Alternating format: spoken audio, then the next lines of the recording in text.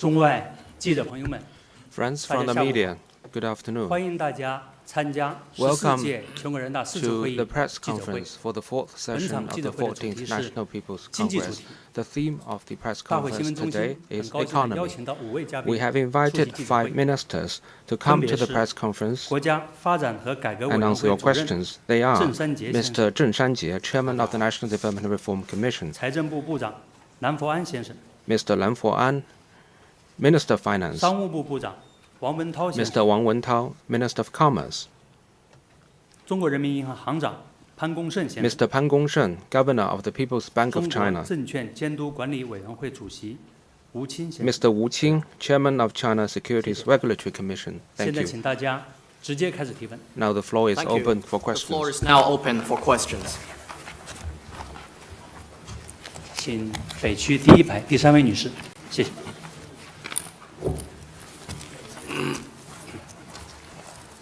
谢谢主持人。RT 金属俄罗斯记者提问，我想问郑主任，政府工作报告总结了去年的发展成就，明确了中国今年宏观经济的预期增长目标为4.5%至5%，并在实际工作中努力争取更好结果。请问中国怎么来实现这一预期增长目标？谢谢。 With RT, the government work report reviews the achievements last year and projects GDP growth at 4.5 to 5% while striving for better in practice. How will China do to make sure this target is met? Thank you. 谢谢您的提问。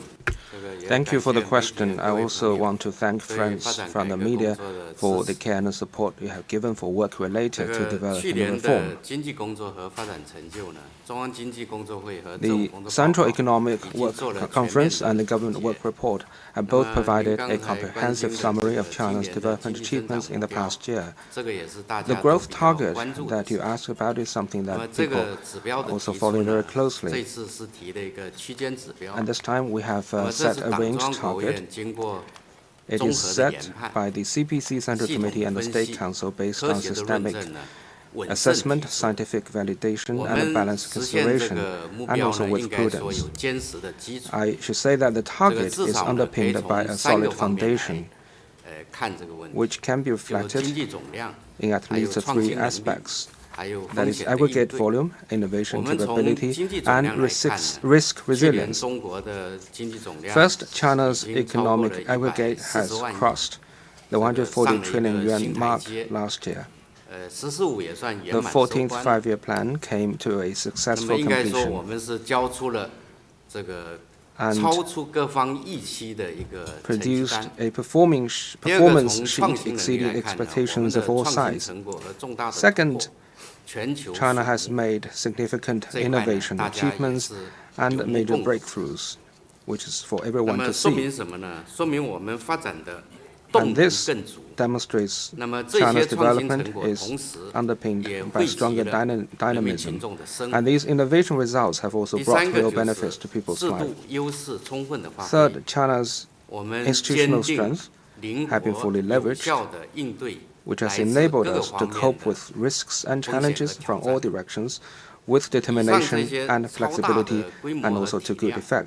还有创新的活 These 力和 strengths, 突破， including the supersized 还有 economy, 机制 vibrant 机制的 innovation 这 and 个 breakthroughs, 等 as 等 well 这 as 些优势 institutional, 呢， structural and 让 other 我们有 strengths, 底气、 give us 有信 confidence 心来应 to 对这个各方面的风险 navigate 和市 through 场的波动，实现我们的 risks 既定目标 from all 和预 directions 期 and 目标。 market turbulence, and also accomplish 当然，同时我们 preset 也很 targets. 清醒地看到， That said, we are 这个 soberly 我们在 aware 经济社会发 that 展 we 过程 still 中呢，也还有 face 存在很多的困难和 many 问题。 difficulties and problems 今 in the 年 course 是 of economic and 15 social 开局 development. 开局呢事关全局，要实 A 现 good 这 start 些 is 预期的 crucial 目 for 标 the，implementation 就是 of the 要 whole 认真 plan. 扎实地 So to 落 achieve 实 the 好 set 中央经 target, 济工 it 作 is 会的 important 决 to 策部 faithfully 署 implement the 和政府 decisions 工作 of the 报告 Central 的 Economic 工作安 Work 排。 Conference and 重 also 点 the 呢， steps 在 laid 4 个 out 方 in the 面 government 来 work 加 report, 力实现我们的 particularly 这 in 个 the 预期 following 目 four 标。 areas.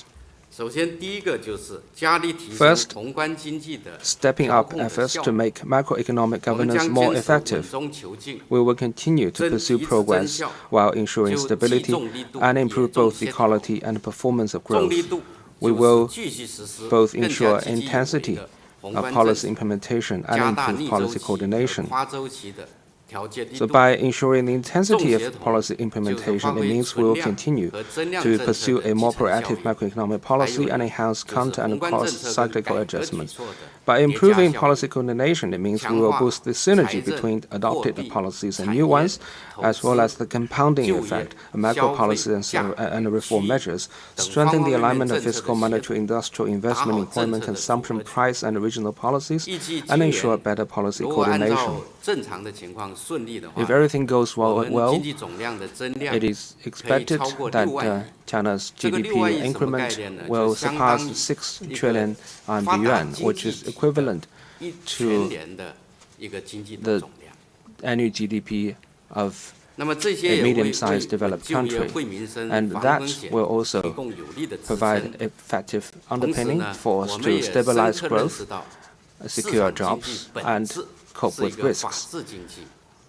Market economy fundamentally is an economy under the rule of law, so we need to better regulate or mark the boundaries of the market and the government through sound legal systems. Second, we will step up efforts to build a robust domestic market. As you know, China is now already the biggest consumer market in the world. So we will give priority to consumption and investment in building our domestic market. On consumption, we will continue to carry out large-scale equipment upgrades and consumer goods trading programs, advance special initiatives to boost consumption, and roll up new measures such as new initiatives for creating more stable, better quality job opportunities and enhancing the capacity and the quality of the service sector. We will also make available more policies and funds to better unleash consumption potential and meet people's needs. On investment, we will continue to invest in both physical assets and people. And on investment in entity, we will further increase government investment, invigorate private investment, and encourage SOEs and private enterprises to both play their part. On investment direction, we will promote the implementation of the 109 major projects and programs under the 15th five-year plan, and launch a group of initiatives to boost effective investment. So at least we are going to construct 6 major networks and also advance relevant projects in priority sectors so as to create a better production and living environment. So these networks include electricity network, pipeline, municipal pipeline network, computing power network, and the logistics networks. We also have major projects in low-altitude economy, AI+, medical services, and other infrastructure and public benefit projects. So it is estimated that the total investment in these areas for this year will exceed 7 trillion yuan. Thirdly, we will step up efforts to strengthen the modern industrial system. We will promote deep integration of scientific innovation and industrial innovation and of advanced manufacturing and the modern service industries to accelerate the renewal of old drivers and the growth of new drivers. On the one hand, we will optimize and boost the foundation. On the other hand, we will cultivate and strengthen new pillars. So on optimizing and boosting the foundation, we will upgrade quality, lower cost, and reduce carbon emissions in key industries, and we will earmark 200 billion yuan of ultra-long special treasury bonds to support equipment renewal, to expand the size and also raise the quality of our manufacturing sector. And after the 2 sessions, we are going to hold a national conference of service industries. We will work with Ministry of Commerce, Ministry of Industry and Information Technology to launch new initiatives to further tap into the potential of the service sector. It is estimated that during the 15th five-year period, the service sector's size will exceed 100 trillion yuan. On strengthening new pillars, we will launch industrial innovation projects and increase support for emerging industries and industries of the future. And the Beidou navigation system is one prime example. And the navigation system in our mobile phone and emergency rescue, ocean exploration, all these services are supported by the Beidou navigation system. So we're going to increase the size of Beidou-related industries to over 1 trillion RMB yuan in the next 5 years. We're also going to advance the AI Plus initiative to empower different industries, and relevant industries the size of relevant industries will surpass 10 trillion RMB yuan in the next 5 years. Last year, we have set up a National Venture Capital Guidance Fund, and this year we are going to work with relevant departments to set up a National M&A Guidance Fund, and also to smoothen the channel for exit of relevant companies. And all these funds will unlock over 1 trillion RMB yuan of additional funds in relevant sectors.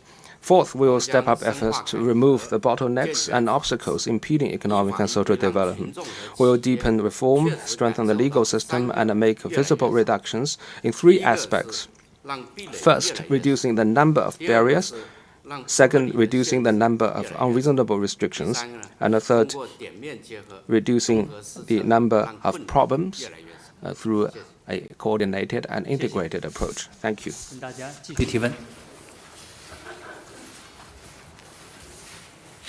请中区第2排第2位女士，谢谢。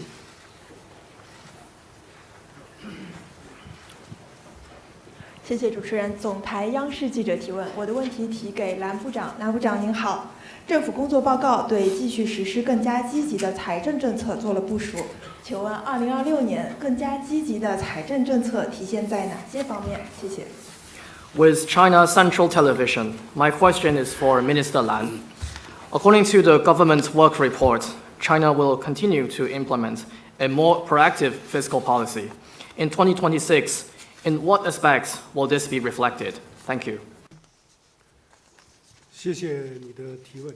Thank you for your 借此 question. 机会 I wish to take this opportunity to thank our friends from the press for your long-standing care to and support to our work. 这些年呢， Over the years, 中央的决策 Following the decisions and instructions of the CPC Central Committee, we have kept adopting a proactive fiscal policy. 实施 Last year, for the first time, we implemented a more proactive fiscal policy 进一步加力。 and redoubled efforts to improve macro regulation. This year, we continue to pursue a more proactive fiscal policy.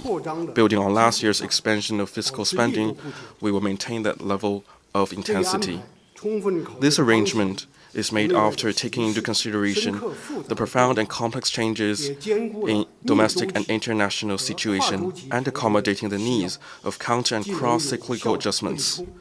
It will cushion short-term fluctuation, 经济运行 keep the economy running within an appropriate range, and also promote sustained structural improvement and enhance the resilience of the economy, 为实务开好及气好部 providing a solid foundation for the 15th five-year plan getting off to a good 怎么理 start. 解今年更 So 加 how 积 should 极 we 的财政 understand 政策 this year's more 概括起来 proactive fiscal policy? 就是 To sum up, 既体现在 it is reflected in the scale of funds 政策力度 where policy support will be strong. 更体 It 现 is also 在 reflected 强化政 in 策的 stronger 协同 policy synergy 效应进一步 so that the effects 放大 will be amplified.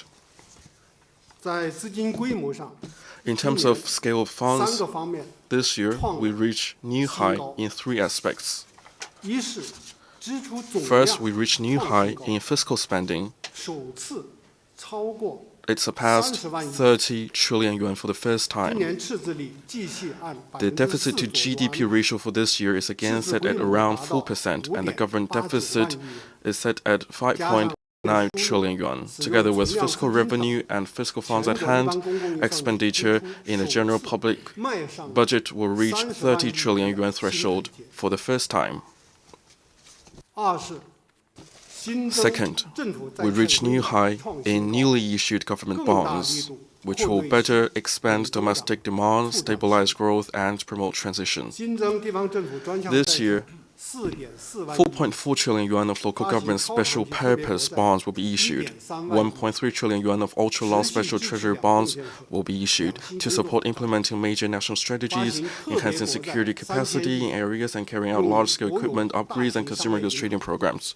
300 billion yuan of special treasury bonds will be issued to enable large state-owned commercial banks to replenish their common equity tier 1 capital, together with the bonds to make up the deficit. The newly issued government bonds this year will reach 11.89 trillion yuan, which is the highest in recent years. Third, we reach new high in central government's transfer payments to local governments, which will further strengthen the local government's capacity of fiscal guarantee. The amount of transfer payment reached 10.42 trillion yuan this year, surpassing 10 trillion yuan threshold for the 4th year running. Among them, 2 fiscal transfer payments, including transfer payments for equalizing access to basic public services and rewards and subsidies to ensure basic funding for county-level government, increased 110 billion yuan. All these funds will be wholly transferred to local governments so that they will have better funds to ensure public needs are met, salaries are paid, government's functions normally, improve livelihood and develop economy. This year, a highlight is strong policy alignment. First, the synergy between fiscal and financial macro policies. This year, we create a fiscal-financial coordination policy tool to facilitate domestic demand expansion. We will focus on the 2 key areas of consumption and private investment and design a mechanism to leverage the strength of fiscal, financial, and industrial policies in an integrated and coordinated way to stimulate finance and large-scale social capital and mobilize them to consumption and real economy to further expand the multiplied effects of fiscal funds. Second, the synergy between reform, innovation, and policy support. We will reform to improve the accuracy and effectiveness of policies. For example, trials will be conducted to promote more integrated and coordinated use of transfer payments, and this will make these payments better fit the local government's needs and place more fiscal resources at disposal of local governments and enhance their capacity of coordination. Another example is that we'll improve the structure of government debts, fine-tune trials to enable the prompt issuance of special purpose bonds upon provincial level review and approval to make good use of the debt. Third, alignment between different spending arrangements. We will make efforts to optimize the spending, spend in some areas and cut in others. We will run on a tight budget and keep our belts tightened. On the other hand, we will spend more funds in key areas and key links for high-quality development. For example, this year, the spending for science and technology will be 1.3 trillion yuan, up by 7.1%, and spending for education, social security, and employment, health, and housing reached over 12.4 trillion yuan. The government spending will support the development causes of the country and also the livelihood of every household.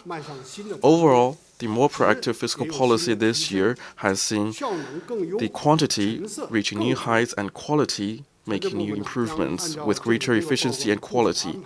We will follow and act on the instructions of the government work report and act on them one by one to ensure the early implementation of the policies and their better effects. Thank you.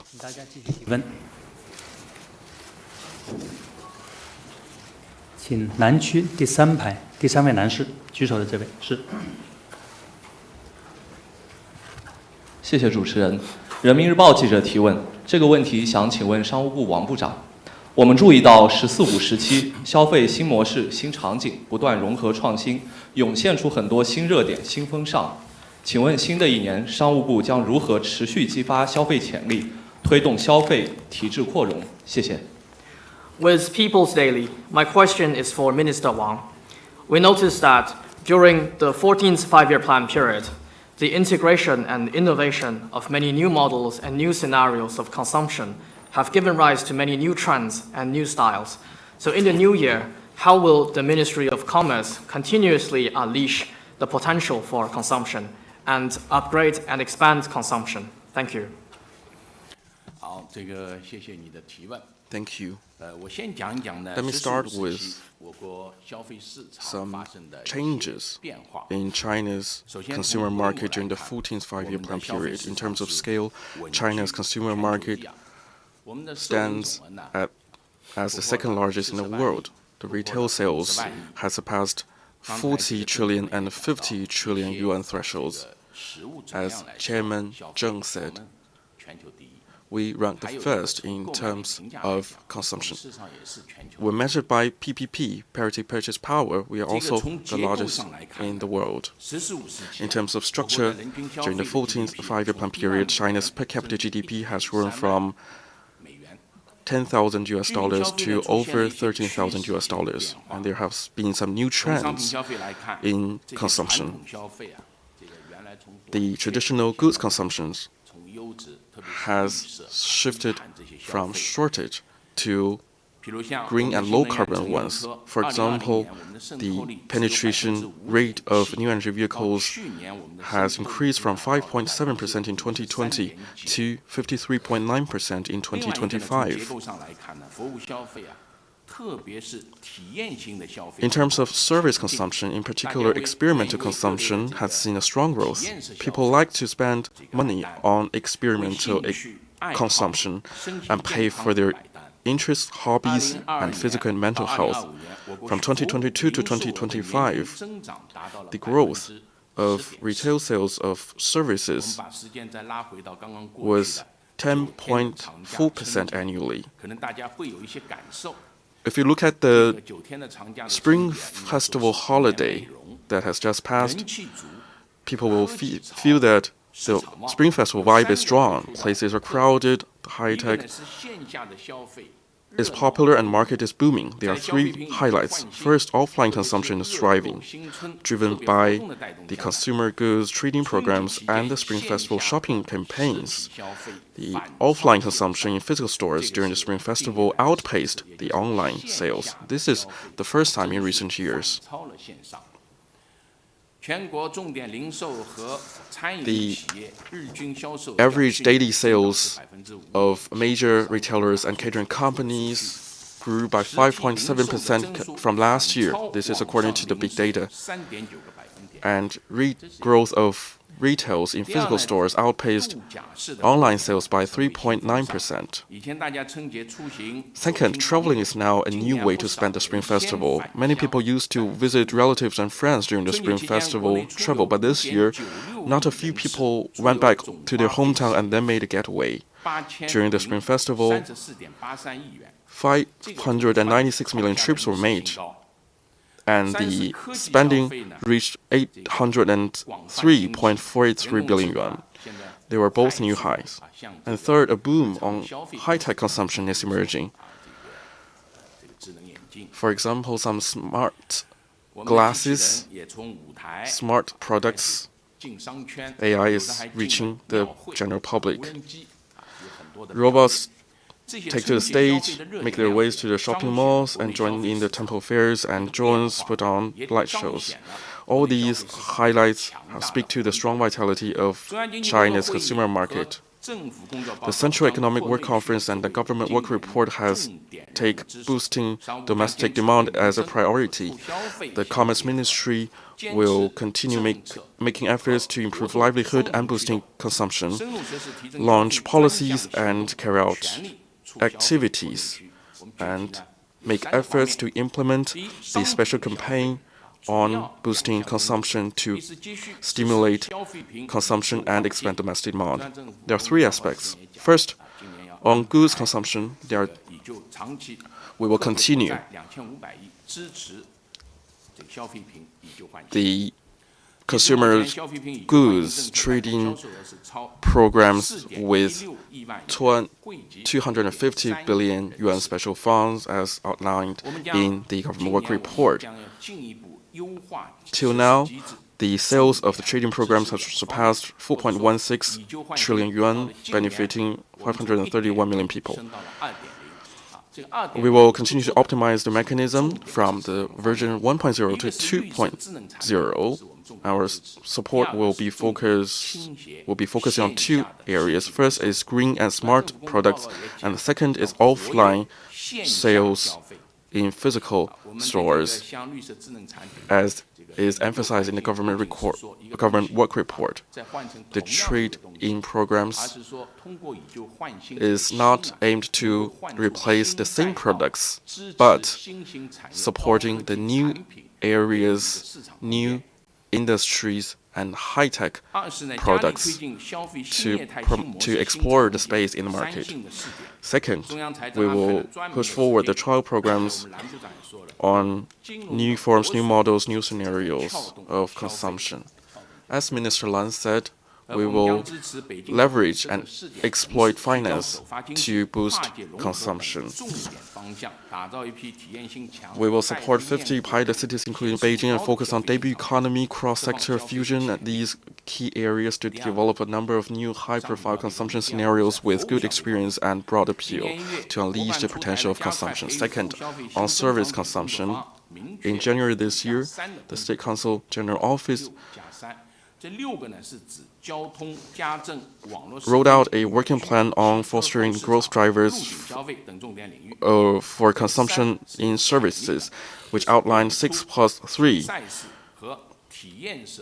priorities, namely 6 key areas, including housekeeping, housekeeping, traffic, online visual audio services, travel and accommodation, automotive aftermarket services, inbound consumption, and 3 potential areas, including performance services, sports events, and experimental services. We will work with relevant departments to focus on these key areas and to improve these supportive policies, and we will also open up further to the outside and ease restrictions internally to expand market access and open up and work for greater effects in cloud computing, biotechnology, wholly foreign-owned hospitals, and remove the unreasonable restrictions in domestic services and expand high-quality supply services. Third, on lower-tier markets, as the government work report said, we should unleash the vitality in lower-tier markets. Lower-tier markets are represented by 3rd-tier and 4th-tier cities and county areas, which account for over 70% of population, 60% of GDP and retail sales, with fast consumption growth and huge potential to be tapped. We have put them into 3 categories, namely core areas, growing areas, and basic areas, and we take targeted measures for each category of them, because different areas have different population and economy. So we divide them into 3 categories. For example, the core areas, the population is over 500,000 and GDP above 50 billion yuan, and the key task is to expand the growth of consumption, build core business districts and high-quality pedestrian streets, and encourage development of AI plus, IP plus, immersive experience consumption, and to introduce first stores in the region.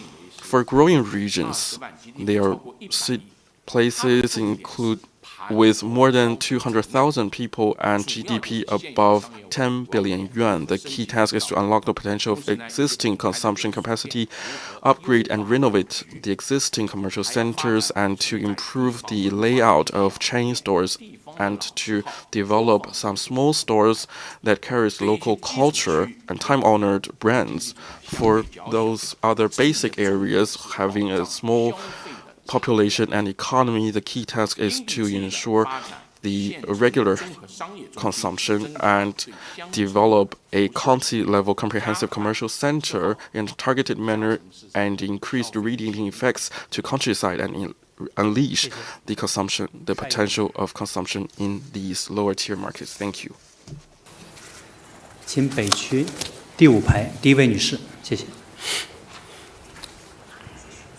谢谢主持人。光明日报记者提问，我的问题提给潘行长。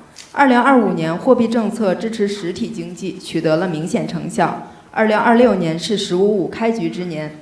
昨天政府工作报告明确了今年将继续实施适度宽松的货币政策。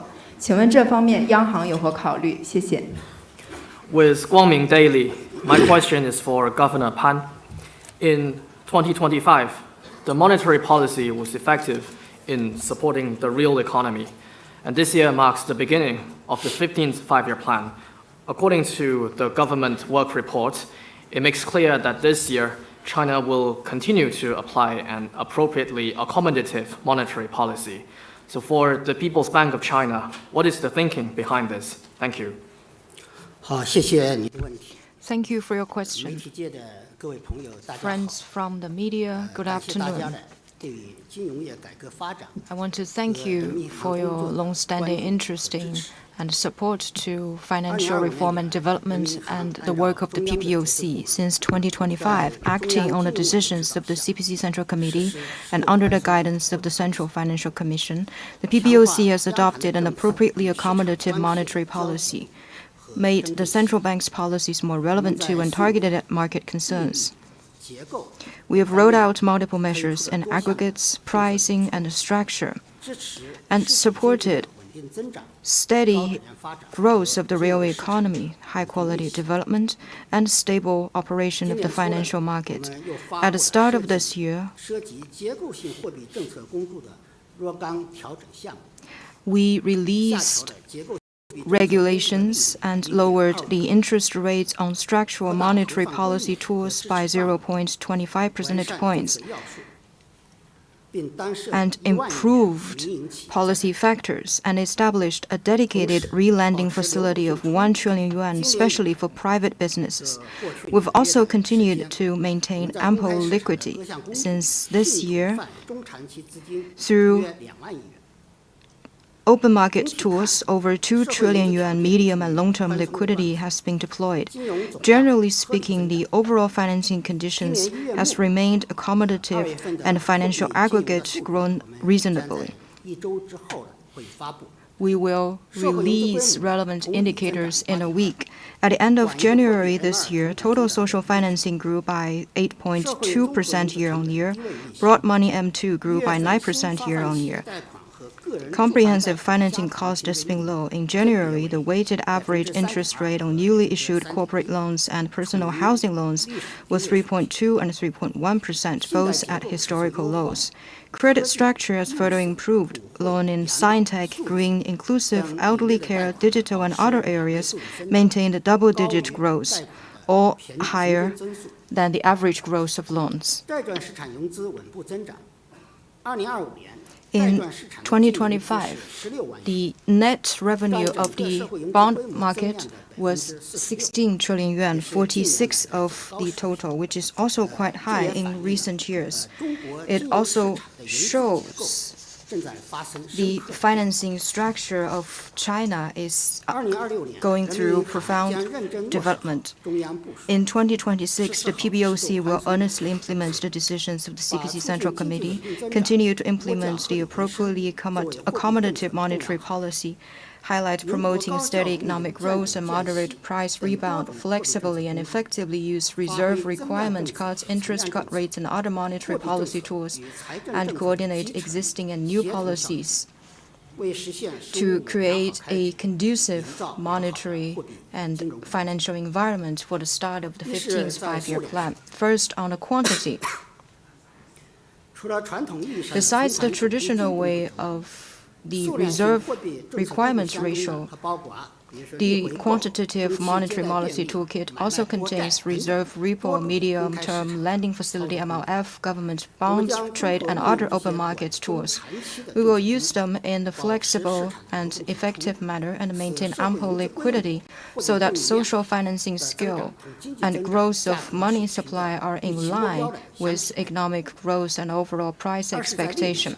Second, on the rate On the basis of economic and financial conditions and the need of macro adjustment, we will guide and adjust interest rate and work to see that overall financing costs stay at a low level. We will strengthen interest rate policy implementation and oversight, and enhance regulation on some market behaviors that may weaken monetary policy transmission. We will ensure standardized intermediary financing fees. Third, on the structural monetary policy tools will focus on supporting domestic demand, scientific innovation, and small, medium, and micro enterprises. At the end of January, the scale of structural monetary policy tools stood at around 5.5 trillion yuan, about 11% of the total asset of the PBOC. We will also guide financial institutions in scientifically assessing risks, improve credit structure, provide support and conduct controls in a tailored manner, prevent involutionary competition, and support economic structural adjustment, transition, and upgrading. We will better coordinate monetary and fiscal policies in interest, subsidy, guarantee, and risk and cost sharing to make them more effective.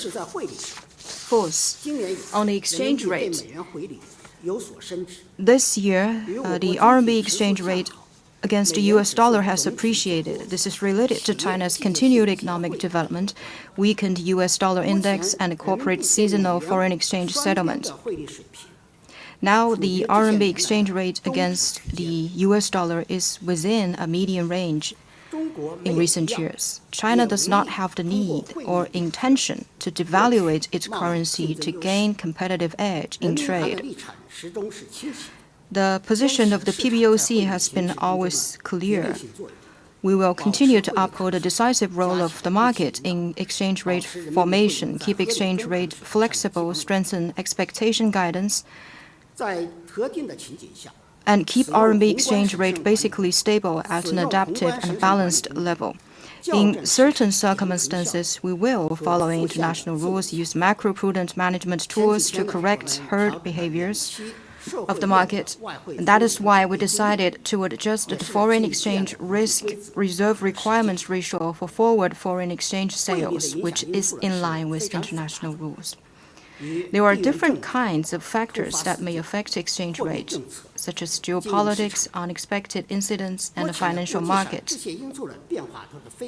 which can be volatile and highly uncertain. For example, the US and Israel launched military strikes against Iran, which has increased the sense of risk mitigation in the international markets, which has also led to the fluctuation of US dollar index and the index of other currencies, which is quite clear in the global market. After years of development, China has more mature participants and entities in participating in the international market. The PBOC has provided services for enterprises to manage risks. Now, the share of businesses using exchange rate hedging tools and that of RMB in cross-border trade settlements have both reached 30%. So combined, they are over 60%, which means that about 60% of import and export is less affected by exchange rate changes. And this year, the number is likely to continue to go up.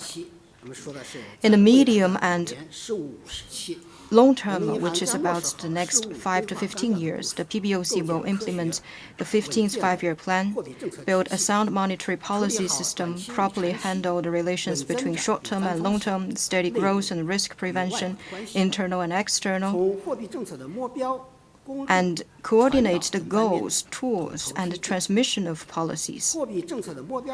In terms of the goals, China has adopted the quantity-based and price-based adjustment in parallel. We will gradually de-emphasize quantity-based intermediate targets, use financial aggregates more as a more monitoring, referential, and forecasting indicator, and create conditions to better play the role of interest rate adjustment. In terms of tools, we will improve the toolkit, improve short, mid, and long-term base money injection mechanism, harness the role of the 7-day reverse repo rate in open market, guide short-term monetary market rate to better center around policy rate, continue to conduct the trade of government bonds, improve the reserve requirement system, and improve the structural monetary policy system with focuses and moderately. In terms of transmission, we will improve the market-based interest rate formation, adjustment, and pass-through mechanism, ensure smooth transmission from policy rate to market benchmark rate and different kinds of financial market rates, improve policy communication mechanisms, and increase policy transparency. Thank you. 谢谢，请大家继续提问。请中区第3排第1位男士，谢谢。好，谢谢主持人。经济日报记者提问，这个问题提给吴清主席。今年是“十五五”开局之年，请问证监会为要落实“十五五”规划，在未来5年推进资本市场高质量发展有哪些主要考虑，还有哪些重要举措？谢谢。With Economic Daily, my question is for Chairman Wu. This year marks the beginning of the 15th five-year plan. With regard to implementing the 15th five-year plan, what major considerations does the CSRC have, and what key measures will the CSRC take to promote high-quality development of the capital market in the next 5 years? Thank you. 好，谢谢您的提问啊。 Thank you for your question. 借这个机会啊，衷心的感谢。 To start with, I would like to take this opportunity to thank people from different sectors and friends from the media for your long-standing interest in and support to China's capital markets and to the work of the SCRC.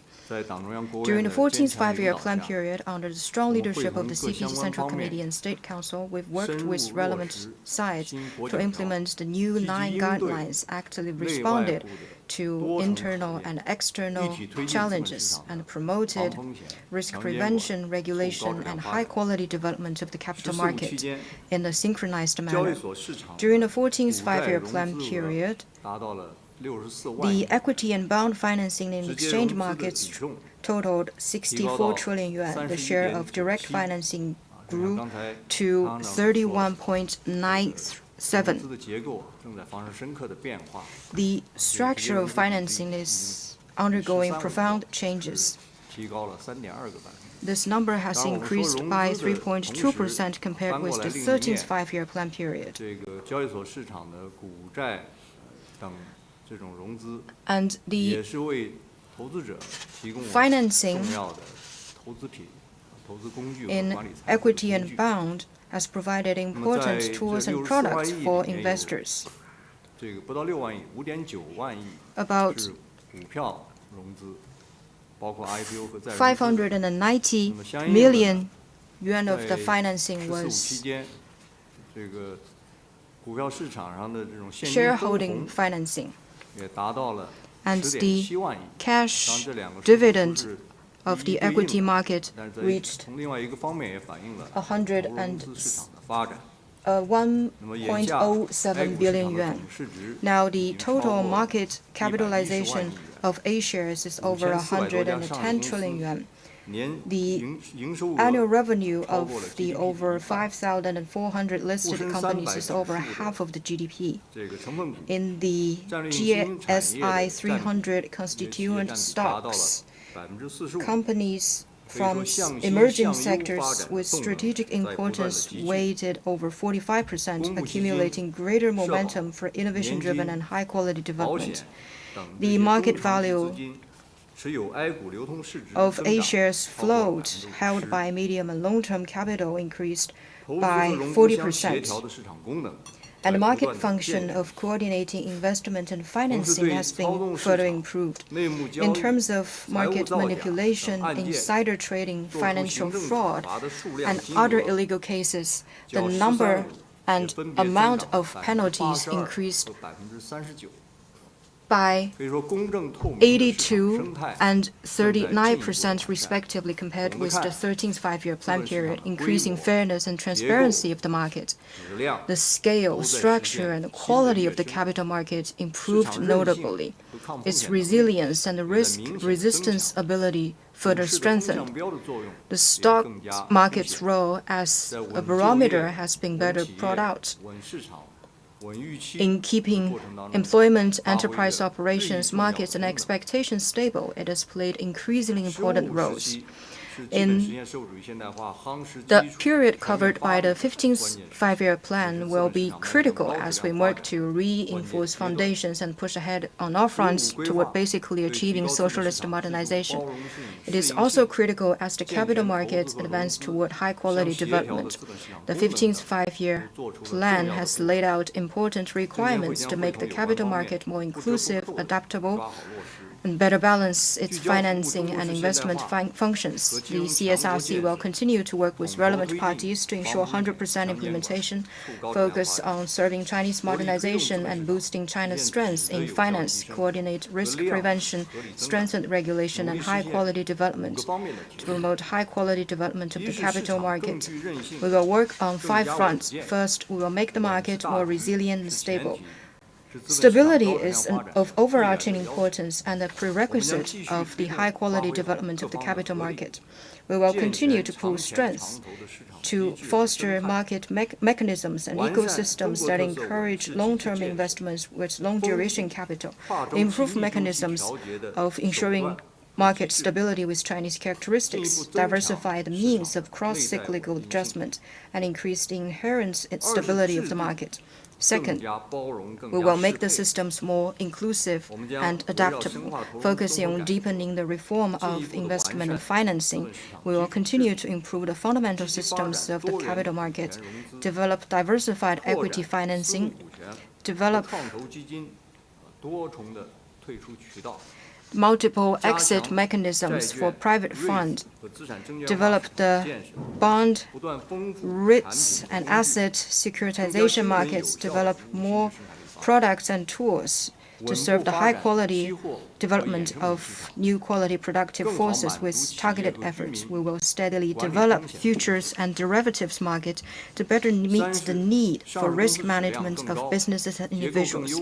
Third, we will improve the quality and structure of listed companies. The key is that while ensuring the truthfulness of these companies, it's important to increase their investability. We will improve the incentive or restraint mechanism to ensure listed companies to better governance, step up dividend buyback, increase the value and return of investors, make the merger and restructuring market more dynamic, ensure efficient resources allocation, and facilitate the nurturing of more world-class enterprises. Fourth, we will make regulation, law enforcement, and the protection of investors more effective. This is our core mandate, which can only be strengthened. We will continue to uphold law and market regulation, improve the legal system of the capital market, and ensure market reform and development will always be law-based. We will continue to adopt a 5-pronged regulation approach, pursue digital smart regulation, make targeted efforts to combat financial fraud, market manipulation, insider trade, and other illegal acts, and improve the system of protecting the lawful rights and interests of investors. Fifth, we will deepen opening up and meet higher standards. Now, international investors have greater demands for diversified asset allocation. Chinese assets have become more attractive. We will foster a first-rate business environment that is market-oriented, law-based, and internationalized. Improve cross-border investment and financing facilitation. Make new strides in market, product, service, and institutions' two-way opening up, and build a more transparent, stable, and predictable market environment. We will also deepen participation in international financial governance reform, strengthen cross-border law enforcement cooperation, and enhance our capacity of regulation and risk mitigation as we open up wider. This year marks the beginning of the 15th five-year plan. In the new start, we will take the initiative to press ahead. We will implement the decisions of the CPC Central Committee and the requirements of the government work report, establish and practice a correct understanding of what it means to perform well, pursue progress while ensuring stability, improve both quality and performance, and base our efforts on national and international conditions. Advance reform, take focus on solid measures to implement all tasks and ensure a good start of the capital market to make our contribution to economic and social development in the 15th five-year plan period. Thank you. 请南区第二排第二位女士。谢谢。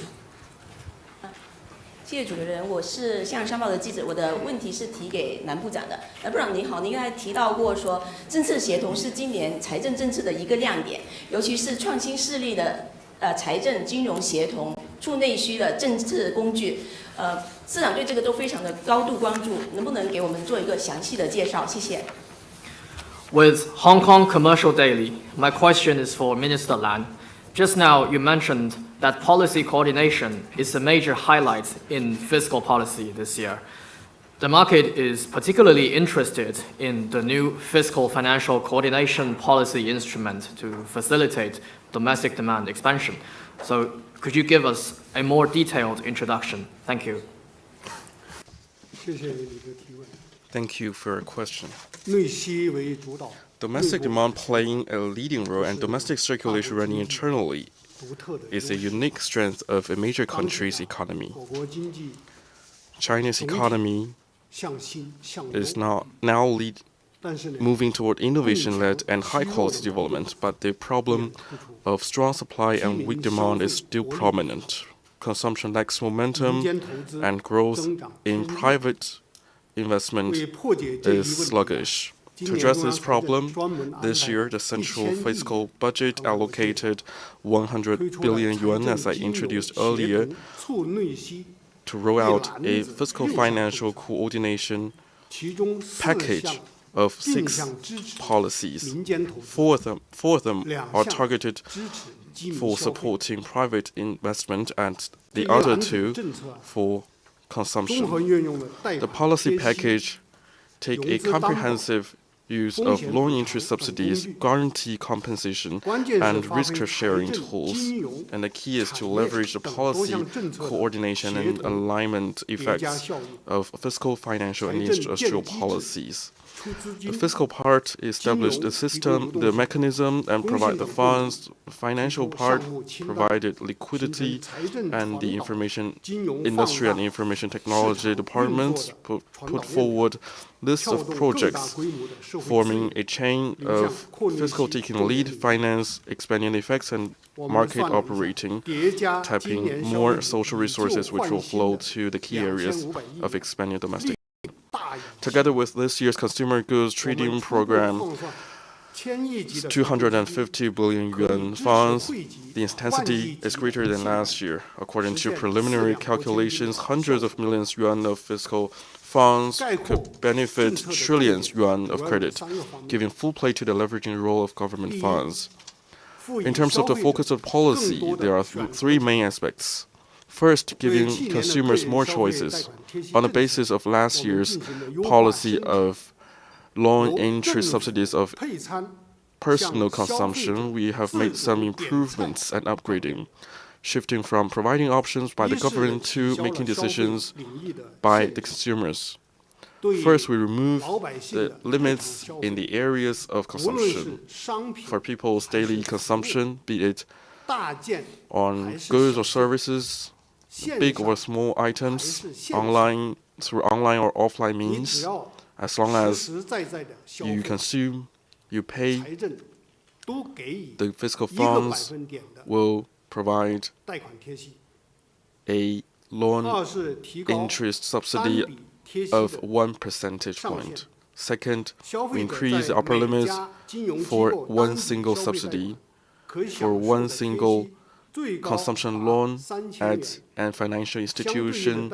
For a consumer, the highest amount of loan interest subsidy could be 3,000 yuan. Correspondingly, the amount of loan will be 300,000 yuan, which will better meet the demands of consumption for buying cars or buying furniture. Third, we expand new scenarios and new models of consumption to meet people's consumption habits.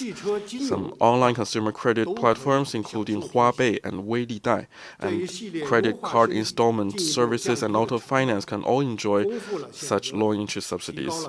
All these improvements and upgrading further reduce costs and diversify the choices, make people more convenient, and make people feel the benefits of the policies. Second, the fiscal funds provide greater credit and reduce costs for the companies. The central fiscal budget, by taking special funds and building a multi-layered financing support system, reduces the thresholds and costs of private companies in financing. First, we have established a special guarantee plan for private investment. We increase the upper limit of guarantee amount and the proportion of risk sharing, and address the prominent issue of SMEs lacking guarantees and mortgages. Second, we implemented 3 subsidy policies for SMEs loans and equipment upgrades loans. The fiscal funds will give 1.5 percentage points of subsidies, and for the first time, eligible fixed asset loans is included in the subsidies. And for service sector business entities, the upper limit is expanded by 10 times, reaching 10 million yuan, and each company can enjoy as much as 100 trillion yuan. Third, we have established a risk-sharing mechanism for private companies' bonds. The central fiscal budget allocated special funds for them to provide credit support and make the capital market acknowledge and accept the bonds from private companies. Third, we ensure the policy dividends are universally and simply enjoyed. On the one hand, all the procedures are streamlined and all the subsidies come into effect without application. There will be no operations during the procedures, and the benefits will be issued automatically. On the other hand, there will be an increase in the number of institutions handling these issues, including domestic and foreign companies, rural and urban financial institutions, traditional and consumption financial companies, and new type of financial institutions realizing a full coverage. The institution, for example, the number has risen from 23 to 500, bringing convenience to the consumers. Overall, the policies have a large scale, flexible tools, is targeted and cover a wide range, and is an important measure for expanding effective demand and innovate macro regulation. It is a key step in promoting the domestic demand in the long run, and is a vivid practice of promoting interplay between well-functioning government and efficient market. During our investigation, we learned that from the first 2 years this year, all the credits have seen a trend of increasing quantity, expanding coverage, and reducing prices.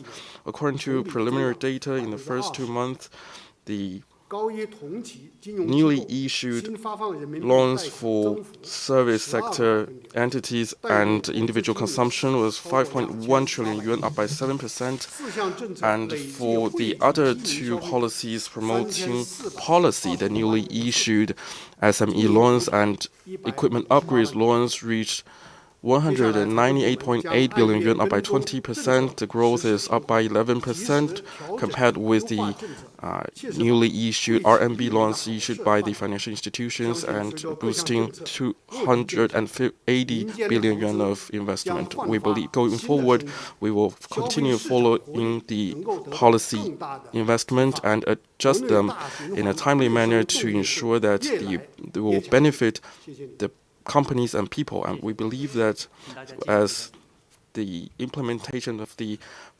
policy starts, there will be greater vitality in private investment and greater vitality will be unleashed, and there will be stronger momentum in the domestic circulation. Thank you. 问题想问郑山姐主任，15规划纲要已经和大家见面了，我们看到里面有很多新的举措和新的亮点，请问如何更好地理解和把握这些新的重点内容？谢谢。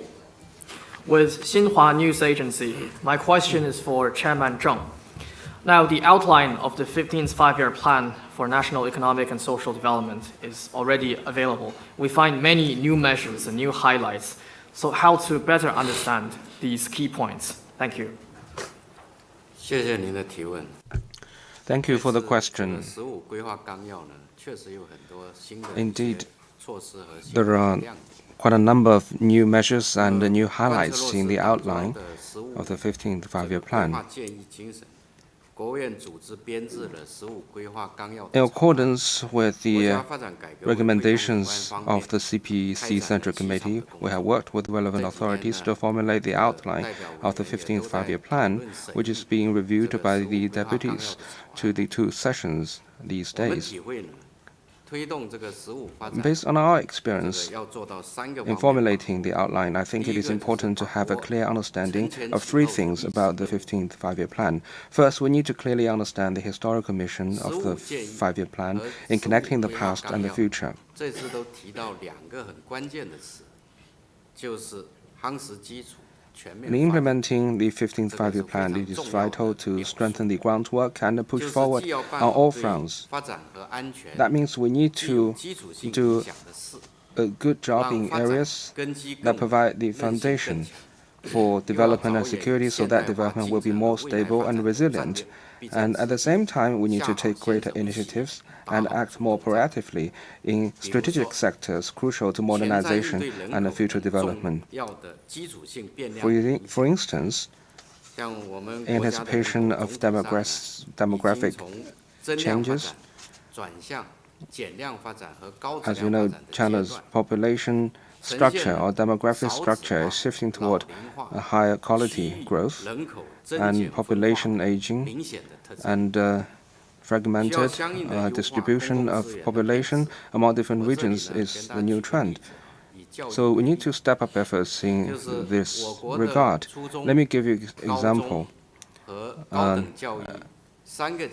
We have different number of students for compulsory education, high schools, and also higher education. So the number of students in all the three educational stages will peak this year. So we have made expansion of opportunities, educational opportunities a priority in our work. And also on research and innovation, we need to shore up the weak links of basic research and original innovation. We are making new breakthroughs in innovation development and will complete the building of a country strong in education, science, technology, and talent by 2035. But our original innovation capability remains relatively weak. So to address this gap, the outline has made plans for strengthening breakthroughs on frontier technologies and promoting all-round development of science, technology, and talent. And second, we need to clearly understand the five-year plan's theme of high-quality development. The 15th five-year plan has taken high-quality development as its theme, which is consistent with the 14th five-year plan, and also the goal of making sure that officials have a correct understanding of what it means to perform well and act accordingly. At the practical level, we need to keep our focus on the central task of economic development. On the one hand, we need to fully unleash the potential of economic growth and achieve an appropriate increase in economic output. The outline proposes to keep GDP growth within an appropriate range, without a specific quantitative target. But there is another element of the target, that is to lay a good foundation for doubling the 2020 per capita GDP by 2035 to reach the level of a moderately developed country. And that target is both quantitative and qualitative. On the other hand, we need to promote the upgrade of economic structure and push for higher quality economic growth. The outline has set an important goal of promoting the steady increase in total factor productivity. It has also made plans for advancing deeper integration of science, technology and innovation and industrial innovation. All of them are key priorities for improving quality and efficiency. And also need to coordinate development and security, prevent all sorts of risks to ensure steady progress toward Chinese modernization. Third, we need to clearly understand the people-first approach underpinning the five-year plan. The five-year plan concerns both the interests of the state and the well-being of every household. Among the primary indicators of the outline, which with a total number of over 20 indicators, those related to public well-being account for the largest share. There are altogether 7 indicators on livelihood, covering areas such as employment, income, education, medical care, elderly care, and child care, and also life expectancy. So altogether 7 indicators on people's livelihood. All these indicators aim to encourage a shift from meeting people's essential needs to delivering high-quality services in the relevant sectors. In the meantime, we have set out over 130 tasks. We pay attention to investing both physical assets and people in the funding arrangement for major projects and programs, with a focus on addressing pressing difficulties and problems that concern people most. We will implement a number of visible and accessible livelihood projects with tangible results in areas like elderly care, child care, primary level medical services, and vocational and skills training. Another important agenda item of the 2 sessions is the deliberation on the law on national development planning.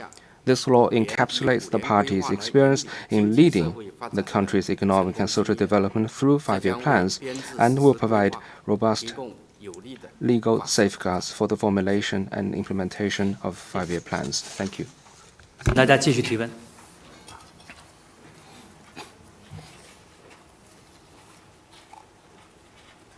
大家提问很踊跃，请中区第4排第1位男士。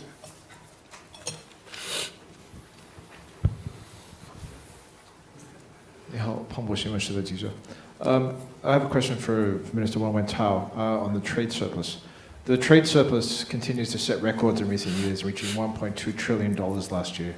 And this has drawn attention, a lot of it negative, from many trading partners across the world. Yesterday in the work report and the 5-year plan, it says that China aims to stabilize the size of foreign trade while optimizing the structure and promoting more innovative trade development. What are your specific goals and policy considerations, and how do you attempt to achieve this? How do you work towards a balanced development of both imports and exports so as to decrease the trade surplus and to reduce trade tensions? Thank you. 彭博社提问，我的问题提给王文涛部长。近年来，中国贸易顺差屡创新高，去年贸易顺差达到1.2万亿，这引发许多贸易伙伴的关注。昨天的政府工作报告和15规划提出推动外贸稳规模、优结构，以及推动贸易创新发展。请问有哪些具体目标和政策考虑？商务部将如何推动进出口平衡发展，从而减少顺差？谢谢。好，这个谢谢你的提问。 Thank you. 我想呢，这个问题我分2。So I think I will divide my answer into 2 parts. First, I will talk about stabilizing scale and structure during the 15th 5-year plan, and then on the surplus. In the year 2025, for China's foreign trade, the external environment is in the face of high winds and choppy winters. Under the leadership of the CPC Central Committee with Comrade Xi Jinping at its core, China's foreign trade has ensured stability while pursuing progress despite pressure, and achieved a successful completion of the 14th five-year plan period. I will use 4 words to describe. First, stability. China's status as a major foreign trading country has been more stable. China's trading goods surpassed 45 trillion yuan threshold, up by 3.8%, and that is a growth for 9 years running. China's trading services has surpassed 8 trillion yuan among the leading countries in the world. The second is progress. We have made remarkable progress in building a strong country in trade. There have been greater innovation, smart and green development, including smart products and artificial intelligence. As Chairman Wu just mentioned, for example, the export of mechanical and electrical products accounted for more than 60% for the first time. High-end, smart, green, low-carbon, including robots, have become new labels of China's foreign trade. The third word is vitality. The new forms, new models of China's foreign trade has shown new momentum and strong vitality. The cross-border e-commerce trade has reached 2.75 trillion yuan. Today we have online fictions, online games, online dramas. I remember that the revenue, China's revenue in online drama accounted for 90%, over 90%, and the download of apps is above 80%. So what we are watching, whatever online dramas we are watching, is the dramas that is followed by the world. Over 780 companies have registered foreign trade, reaching a record high, and among them, private companies accounted for nearly 6%. And the fourth word, 60%. The fourth word is resilience. We have shown strong resilience in foreign trade. We have 160 major trading partners, and more than half of them, 51.9%, are Belt and Road countries. As we always say, when the West is dark, the East remains lit. When the North is lost, the South still shines. I will quote another poem, which is, "We will stay strong and firm as the bamboos, though struck and beaten without rest, careless of the winds from whatever direction." This is where China's confidence in its foreign trade comes from. In the first 2 years, our foreign trade has maintained the trend. In the past year, we don't have figures at this moment, but it is better than expected. That said, the external environment is still complex and severe, with still much pressures on foreign trade. Recently, geopolitical conflicts are worsening, international trade order and global supply chains have been hit, bringing greater uncertainties and instability. This is what we discussed each year, uncertainties. I think there's no upper limits of the uncertainties we will see each year. As the uncertainties grow each year, this year we will work on the 3 pillars: the goods trade, services trade, and digital trade, and make coordination efforts in the four following aspects to stabilize the foundation of foreign trade. First, we will coordinate greater stability and the higher quality. To improve policy support and guidance, we will focus on new issues, new problems, front-load our efforts, focus on intermediary trade, supply chain cooperation, fiscal, tax, finance, and development environment to work out policy measures to promote growth. And we will also coordinate. To stabilize orders and expand markets, we will focus on new areas, new business forms to accelerate the development of digital trade, green trade, AI products, green electric equipment exports. to foster and expand the momentum of foreign trade. Second, we will coordinate emerging and traditional areas and consolidate and expand diversified markets. Last year, our export to the United States decreased by 19.5% by RMB, but the overall export grew by 6.1%. The contrast between the drop and growth speaks to the diversity.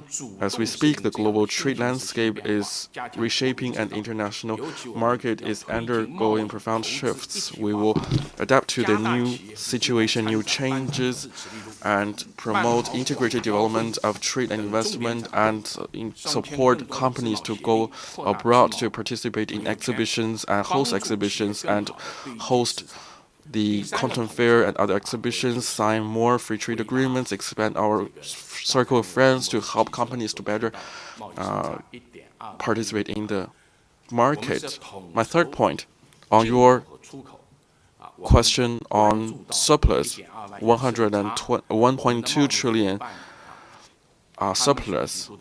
We will coordinate export and import to promote a balanced development of trade. We have noted their concerns, and we will work to ensure going forward the balanced development of trade. I believe that import and export are like the two wheels of a car. The more coordinated they are, the more steady China's development trade will be. China is the second largest economy and also the second largest import market. We have imports, and we are the second largest one. Our middle incomers are also growing. Are also growing. So we still have a huge potential in our import market. It is also a market that is open up to the world. We will reach a balance between import and export, which means we will expand import while stabilizing export and give full play to our supersized market. Expand import of agricultural products, high-quality consumption goods, advanced technological equipment, and key component parts, and make good use of platforms, including the China International Import Expo. This is the only one national-level expo themed on import in the world. Apart from that, starting from last year, we started to hold a campaign themed on sharing China's market and exporting to China and expand channels of export and invite more high-quality products and services from other countries to Chinese market. Fourth, we will coordinate the production services and life services to develop trade in services. In recent years, apart from trading goods, our trade in services is also developing very fast. In 2025, the growth rate was 7.4%, up by 3.6% than trade in goods. That will be an important engine of China's foreign trade in going forward. We have the strength of made in China, and which is going abroad. That will drive R&D, design, examination, and repairing. All these production services to go abroad, go global. And we will also leverage China's investment strength to help finance, legal services, consultant services to go global. We will also foster China services, this brand. We'll make good use of visa-free policies, expand tourism services, export, and tap into the potential of culture, traditional Chinese medicine, catering, and import high-quality services, life services, including healthcare and medical services, to foster more growth drivers in foreign trade. Thank you.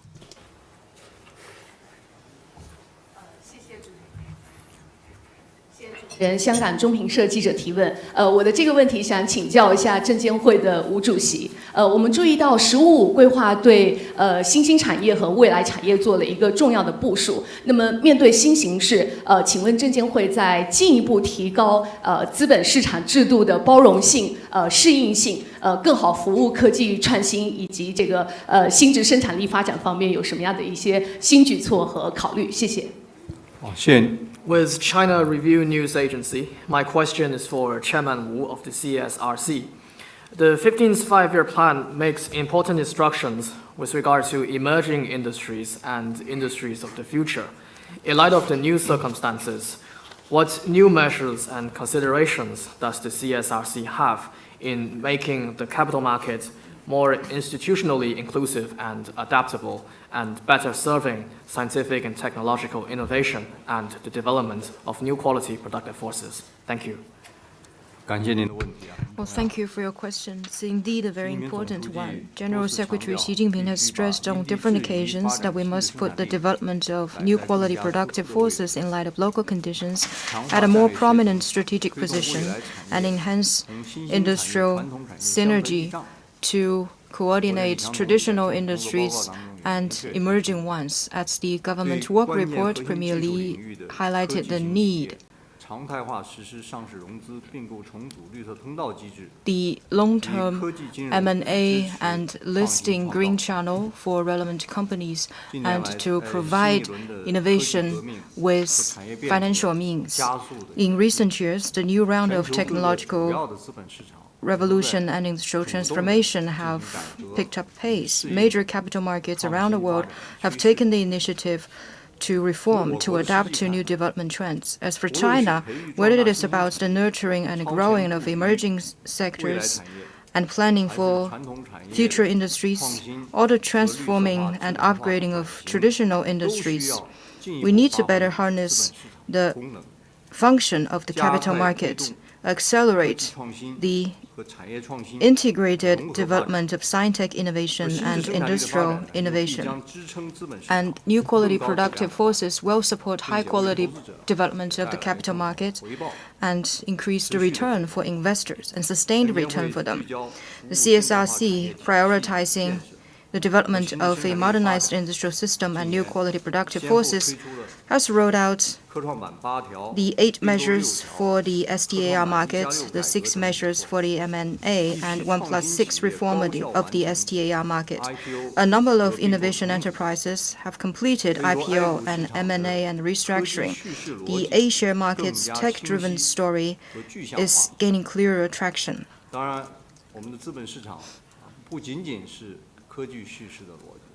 Of course, the capital market is not only about technology, but also the opportunities provided by high-quality economic development and trade, and the resilience they produced, as has been introduced by Minister Wang, in the complex and changing international trade environment. Our market has remained resilient. Behind it, it is the high quality and resilient economic development of China. We have also talked with representatives from the international investment community. They are quite interested in 2 things. One is the risks in the international market, including supply chains. And they're also interested in China's 15th five-year plan, from the recommendations to the outlines. And Mr. Zheng just gave a very credible introduction, and the market has been following it very closely. It shows that they're interested in China's market and China's development. And the new opportunities in the development of China. Moving forward, we will synergize existing and new policies and channel more production factors and resources toward new quality productive forces and work to see that the high-quality development of capital market service will further speed up. We will soon adopt two measures. The first measure is to deepen the reform of the gross enterprise market, GEM. We will highlight its function, better support emerging and future industries and other forms of real economy. First, we will make the system more resilient and extensive. We will add a more precise and inclusive listing criteria and scale up support for new businesses, forms, and new tech companies. And we will actively support companies of new types of consumption, modern services, and other high-quality innovation and startup companies in going public through the GEM.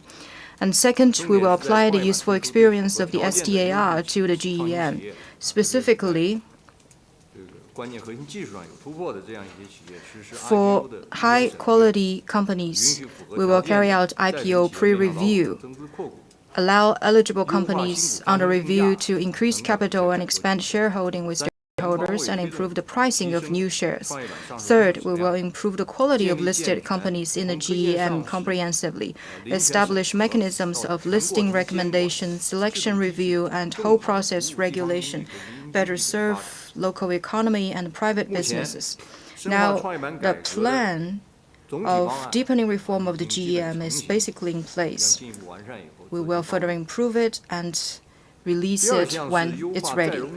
The second measure is to optimize financing mechanism. Refinancing is important for listed companies to grow, promote the formation of innovation capital, and nurture innovation drivers. Before the Spring Festival, the three exchanges in Shanghai, Shenzhen, and Beijing have rolled out measures for refinancing. On systems and rules, we will improve the review and registration mechanisms to make it more convenient. First, we will make it more inclusive and adaptable. We will optimize the criteria for identifying strategic investors and facilitate the participation of social insurance, annuities, and other long-term fund participation. We will improve the fixed-price private placement to draw private placement pricing closer to market price and better balance the benefits between listed companies and investors. And we will further simplify refinancing procedures. Second, we will highlight support to high-quality and scientific development. For listed companies with rules-based operation, high market recognition and representation, we will increase review efficiency.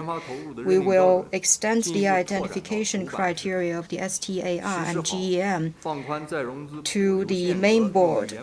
We will work to see that the increased refinancing proceeds will be used in R&D, relax refinancing restrictions when share price is below offering price, and shorten the time intervals of refinancing.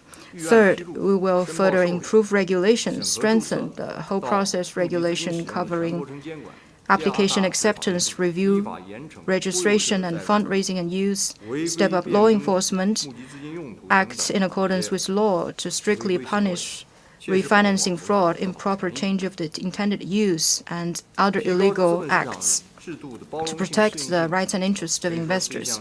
To make the capital market system more inclusive and adaptable is a systemic project. We will make a step-by-step approach, prioritize quality, ensure sound regulation at the listing gateway, and accountability of intermediate agencies, prevent application with known misconduct and rush of applications, better coordinate investment and financing, and ensure that the efforts to deepen reform, improve function, and keep market stable reinforce with each other. Scientific innovation requires a big input, and their cycle is long and risks are high. For a company to succeed, it needs sustained input and needs to be able to find opportunities. To make capital markets support the scientific innovation more inclusive also requires step-by-step exploration. We hope different parties can show more understanding and inclusiveness to create a sound environment that encourages innovation, incentive success, and tolerate failure. Thank you. 谢谢，请大家继续提问。请请北区第4排第2位男士。谢谢。谢谢主持人，我是每日经济新闻记者。我这个问题提给人民银行的潘行长。2025年面对外部冲击，我国金融市场保持了平稳运行。新的一年，人民银行在防范金融风险、维护金融稳定方面有哪些考虑？谢谢。With National Business Daily, my question is for Governor Pan. In 2025, despite external shocks, China's financial market maintained stable. In the new year, what considerations does the People's Bank of China have in terms of preventing financial risks and stabilizing the financial sector? Thank you. 谢谢。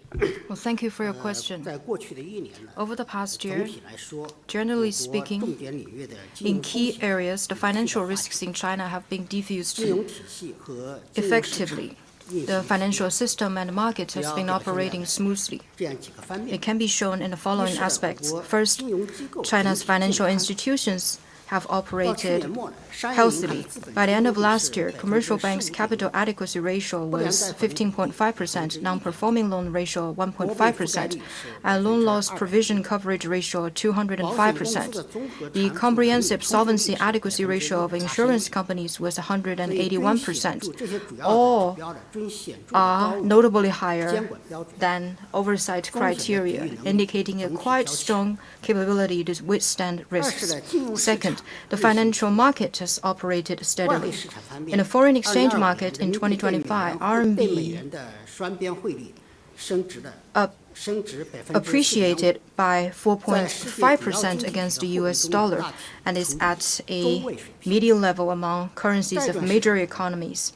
In the bond market, the 10-year government bond yield stayed around 1.8%, and corporate bond issuance cost remained at a relatively low level. Bond yield fluctuates within a proper range. In the capital market, as being discussed by Mr. Wu Qing, in 2025, the A-share market performed quite well among major stock markets globally. The Hang Seng Index has been performing well.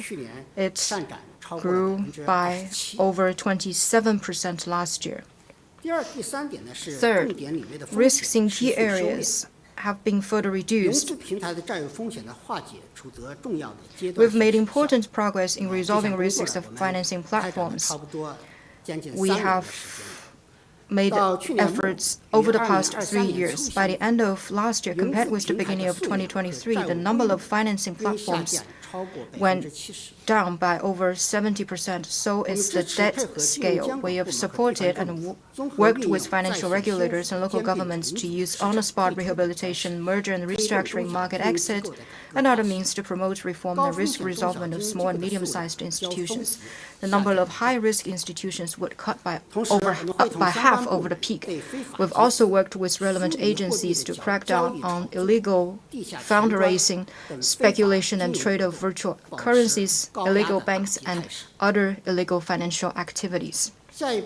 Moving forward, the PBOC will earnestly implement the decisions of the fourth plenum of the 20th CPC Central Committee and the government work report. Prevent financial risks. In terms of preventing risks and ensuring financial stabilities, we will work on the following 5 fronts. First, handle the equilibrium between steady growth and risk prevention. The economy is the foundation of finance.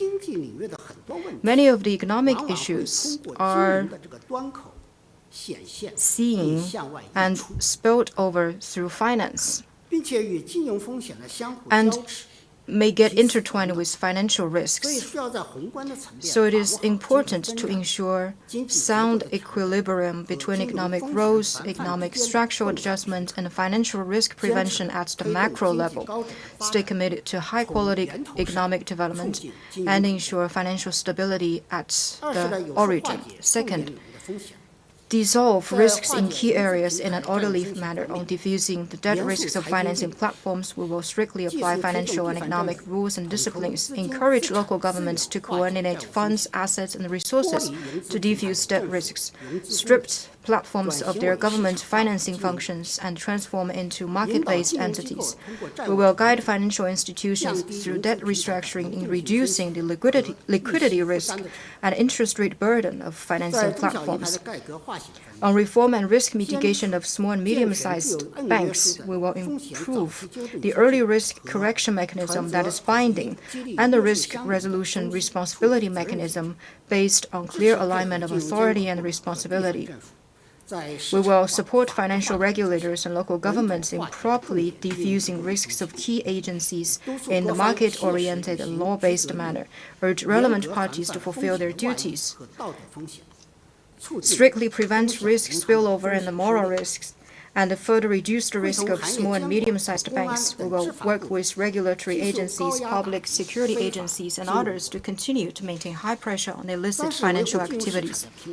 Third, uphold steady operation of the financial market. In the foreign exchange market, as I've said in answering the first question, the position of the PBOC has been clear. I will not repeat it. In the bond market, we will monitor and assess the market from the macroprudential perspective, step up supervision, coordination, and weaken and disrupt the accumulation of risks. In the capital market, we will work with the CSRC to implement the structural policy tools for the market, supports the central Beijing investment company in playing the role of stabilizing like fund and increase the stability of the market. We are also exploring the establishment of a liquidity support mechanism for non-bankers in certain circumstances. Fourth, preventing the spillover of external shocks. The external environment has become even more complex and challenging. Geopolitical and economic and trade conflicts happen frequently. The inflation and monetary policy of major economies remain uncertain. The risks of fluctuation of the international markets are growing, which might, through channels like external demand, cross-border capital flow, and investors' expectation, have spillover effects on China's market. We will closely follow and evaluate the external influence, expand macro-prudential and financial stability policy tools, and stop the spread of risks promptly. Fifth, improving the system to ensure financial stability. We will advance the legislation and amendment of the law of financial stability and law on the People's Bank. We will enhance the capacity of risk monitoring, assessment, and warning so as to identify, issue warning of, expose, and handle risks as quickly as possible. From the macro counter-cyclical perspectives and the perspective of preventing risk spreading, we will strengthen macro-prudential management of major financial activities, systemically important financial institutions, the financial markets, and the financial infrastructure. We will strengthen resource supply for handling risks. Thank you. 请中区第3排第2位男士，谢谢。谢谢主持人，我是来自深圳广电第一现场的记者。那么这个问题想提给国家发改委郑主任。过去1年，人工智能、机器人等高技术行业表现出了强劲的发展势头，给我们大家留下了深刻的印象。下一步，国家发改委在对这些行业的发展上有哪些政策支持？谢谢。 With Shenzhen Media Group, my question is for Chairman Zheng. Over the past year, high-tech industries such as AI and robots have demonstrated robust momentum, which is very impressive. Going forward, what are the policy considerations for the NDRC to support the development of these industries? Thank you. Thank you for the question. I could pretty much echo what you described in your question. There are also many examples and figures about the point you made, the robust growth of the relevant sectors. And there is a popular short video which is about a cargo ship on the Yangtze River and receives parcels delivered by drones. That is a vivid example of how drone technology is being applied in our everyday life. It's very convenient and also safe. So this kind of new scenarios will continue to emerge. and accelerate the application of new technologies and development of new industries. I want to share with you some figures. Last year, China's high-tech manufacturing sector contributed to 26% industrial growth, though it only accounted for 17% of the industries. This is a combined result of China's institutional, market, industrial, and talent strength. What can be anticipated is that a group of high-growth industries will jump onto the stage during the 15th five-year period.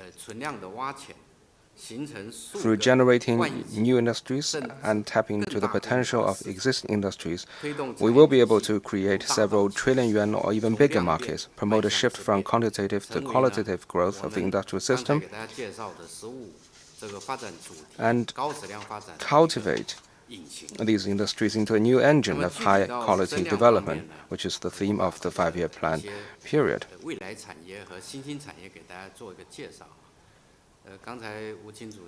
Well, just now, Chairman Wu Qing said that the capital market is following very closely the development of the relevant industries. I remember last year, also at a press conference, I shared with the public some measures, support measures we plan to roll out in the coming year.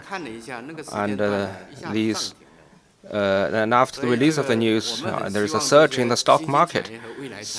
So we really hope that the growth of these emerging industries and the future industries can provide a boost to the stock market, and so to make Chairman Wu's job easier. So in terms of new industries, we'll focus on cultivating 5 emerging pillar industries and 6 future industries, including integrated circuit, aerospace, space, low-altitude aviation, robotics, so on and so forth. I think you all watch the Spring Festival Gala on CCTV, and the performance, the Kung Fu performance of the robotics is truly impressive. And the robotics, they are more and more human-like. But on the other hand, they're also less and less human-like, because as the technology develops, it can become more advanced. If the industry needs it, it can have 6 fingers or even more. So I think there is a broad prospect for the application of robotic technologies going forward. According to our estimate, these 6 industries, the total size of these industries already amounted to 6 trillion yuan last year, and in the coming 5 years, it is expected to double to reach 10 trillion yuan. And the 6 future industries include quantum technology, biomanufacturing, green hydrogen, and nuclear fusion energy, brain-computer interface, embodied AI, and 6G. These industries are on the eve of technological breakthroughs. So the future industries today may well become the new pillar industries of tomorrow. So I'm confident that there will be more pleasant surprises presenting themselves before us going forward. And at the same time, we will continue to expand and strengthen traditional industries and promote the upgrade of key industries. It is estimated that a 10 trillion yuan market will be created in the coming 5 years in these existing industries, and that will also provide strong momentum for China's economic growth. So going forward, we will prioritize our efforts in the following 3 areas to promote the development of high-growth industries. So first, we will focus on long-term planning. So in areas like integrated circuit, satellite internet, domestic large aircraft, and nationwide computing power network. We will develop a number of major projects with extended industrial chain and large scale. Each of them could generate investment totaling 100 billion or even trillion yuan, and produce a number of national strategic assets that could strengthen the groundwork for development and benefit the long term. Second, we will ensure the guarantee of production factors. And last year, also on this very day, on this occasion, I briefed you about the National Venture Capital Guidance Fund, together with the Ministry of Finance, CSRC, the National Financial Regulatory Administration. We have taken robust steps to promote the initiative in Beijing, Shanghai, and Guangdong. Now the National Fund and 3 regional funds have both been launched and benefited a large number of business startups in multiple sectors.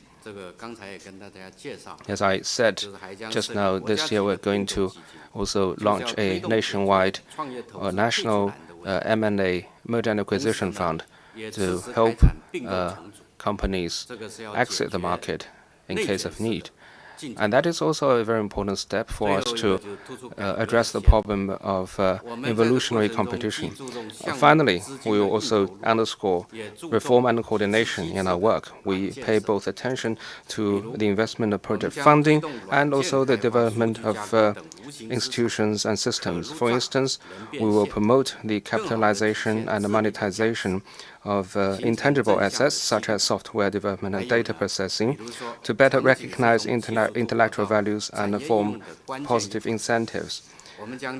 And also finding appropriate scenario is a critical link for the industrial application of technological breakthroughs. So we are going to carry out the campaign to promote the demonstration of large-scale application of new technologies, new products, and new scenarios. So together, there will be about 10 open scenarios being launched in the coming year. And in priority sectors and old age care services, we are going to identify about 100 flagship projects to promote the development and innovation of relevant industries. Thank you. 请中区第4排第1位女士，谢谢。谢谢主持人。南方财经21世纪经济报道记者提问，我的提问给到商务部。近年来，商务部立足中国超大规模市场优势，陆续推出了购在中国、出口中国、投资中国等系列活动，能否介绍一下有关考虑？今年还有哪些具体的安排？谢谢。 With 21st Century Business Herald, my question is for MOFCOM.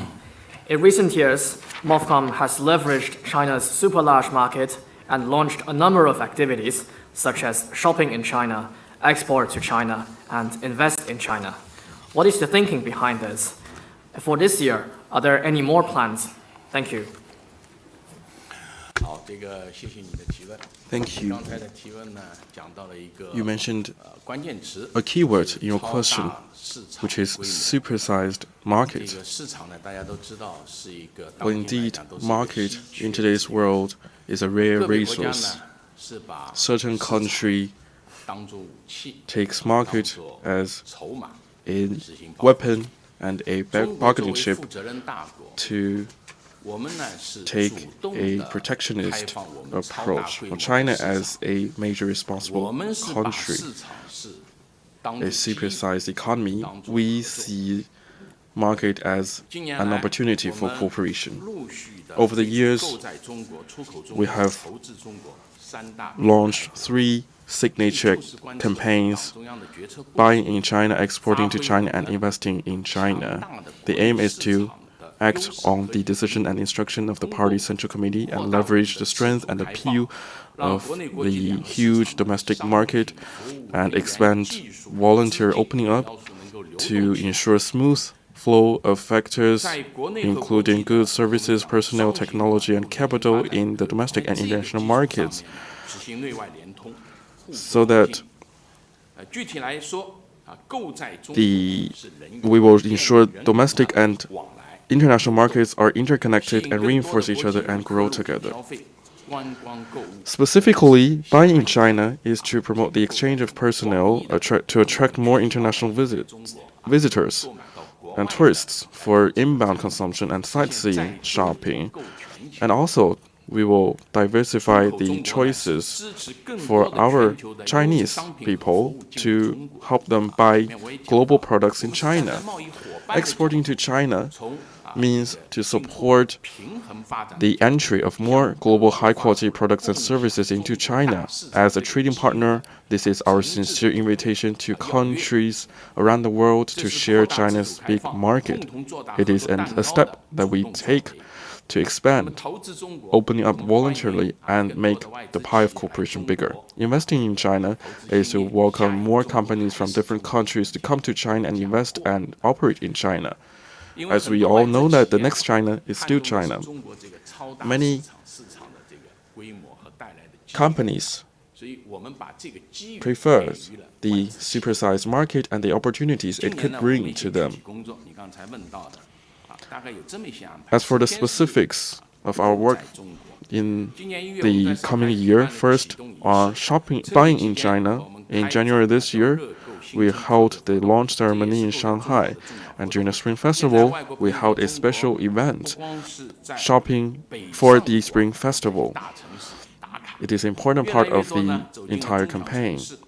Many foreign friends coming to China not only visit Beijing, Shanghai, Guangdong, Shenzhen, these big cities, they are also going to smaller middle cities to enjoy the ancient cities, try food, learn handicraft, and to enjoy the folk culture, the New Year vibe, so that the shopping and sightseeing are extended to immersive experiences.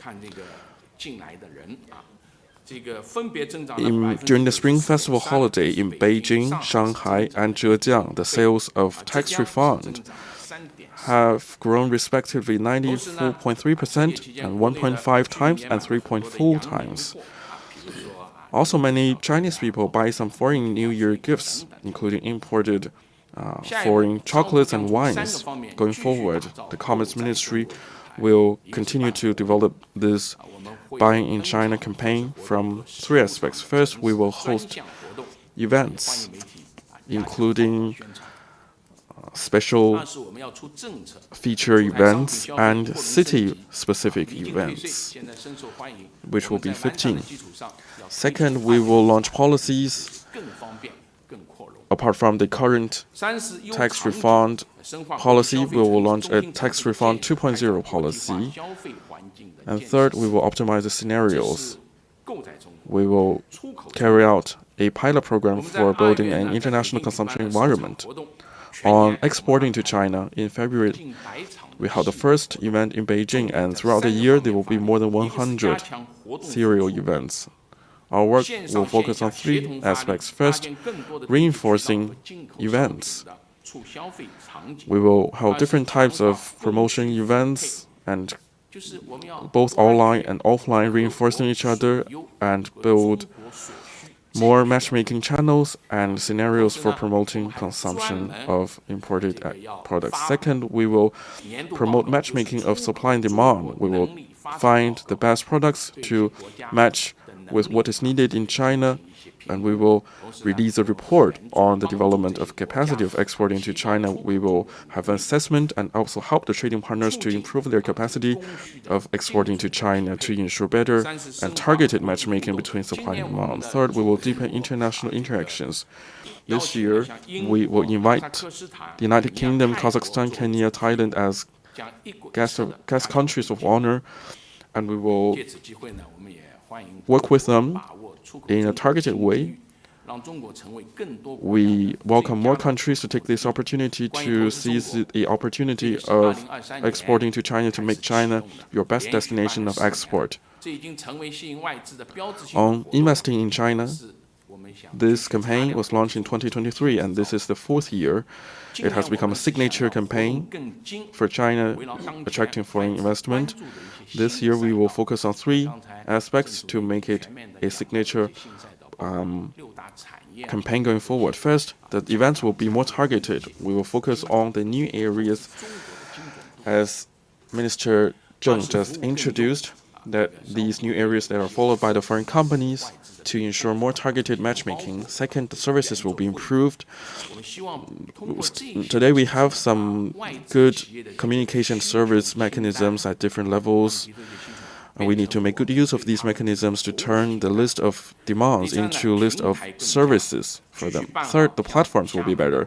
We will continue to host the China International Fair of Investment and Trade in Xiamen and improve the building of free trade pilot zones and national level economic development zones. And we welcome more foreign companies to come to China because next China is still China. China is not only a place where they can earn profit. It is also a gym for foreign companies and a place for trial for foreign companies. Coming to China, we can work together on an equal footing to compete with each other. Apart from that, we have a supersized market, very rich scenarios, so that many foreign companies can innovate and do R&D here in this lab. And promote application of their R&D. They are aligned with each other. These three events are aligned with each other, and we will continue to promote the interplay and reinforcement between these campaigns to make them better aligned with each other, to better tap the potential of the Chinese supersized market and make the huge market of China a global opportunity. Thank you. 请北区第二排第10位女士，谢谢。谢谢主持人，我是济南日报新黄河客户端记者。我的问题呢，想要提问给财政部的南部长。部长您好，党的20届四中全会提出要加强财政科学管理，我想请问部长具体如何理解？今年的财政科学管理将重点推进哪些工作？谢谢。With Jinan Daily, my question is for Minister Lan. It's highlighted in the fourth plenary session of the 20th Central Committee of the Communist Party of China that we should promote sound fiscal management. My question is, how should we understand this? What are the key tasks for this year with regard to sound fiscal management? Thank you. 谢谢你的提问。 Thank you for this question. As you said, 20届四中全会 at the fourth plenary session of the 20th CPC Central Committee, to promote sound fiscal management is an important part of in the recommendations for the 15th five-year plan. This is an important task that the party's Central Committee assigned to our department. Well, Chinese economy is now shifting from high-speed growth to high-quality development, and the domestic and international environment is becoming more complex and severe. On one hand, the fiscal revenue faces pressure in pursuing growth. On the other hand, the essential demands in national development and livelihood is mounting. There is a tight balance in the fiscal situation.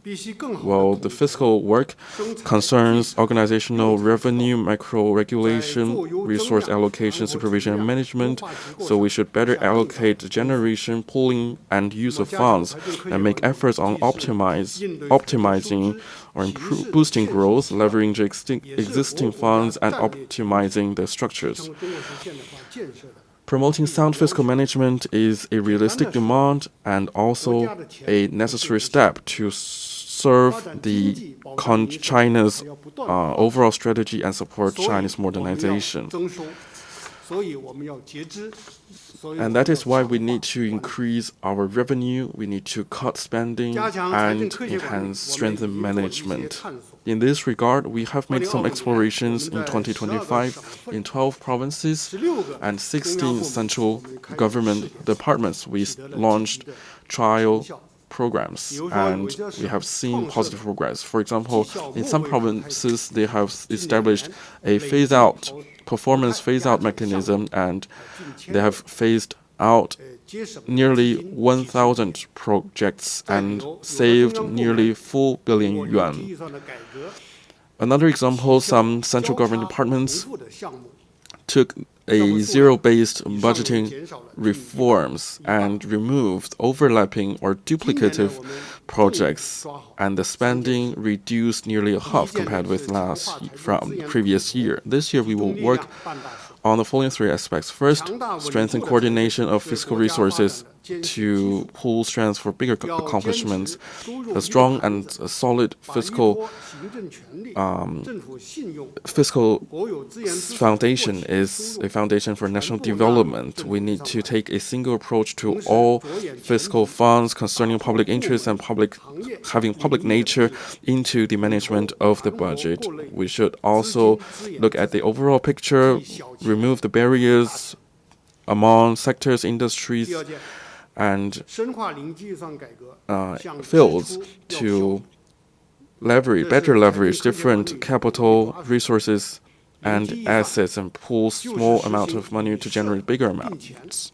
Second, deepen reforms on zero-based budgeting reforms and seek greater efficiency from spending. This is an important part, and in terms of zero-based budgeting reforms, we need to decide the budget on the basis of the issue itself, the affairs itself, and to remove the dependency on the previous figures and formulate budgets in a scientific way. Especially, we have to reduce inefficient spending, and for those money that can be either used or saved, we will save them, and we should pursue better efficiency to do more bigger things with smaller amount of money.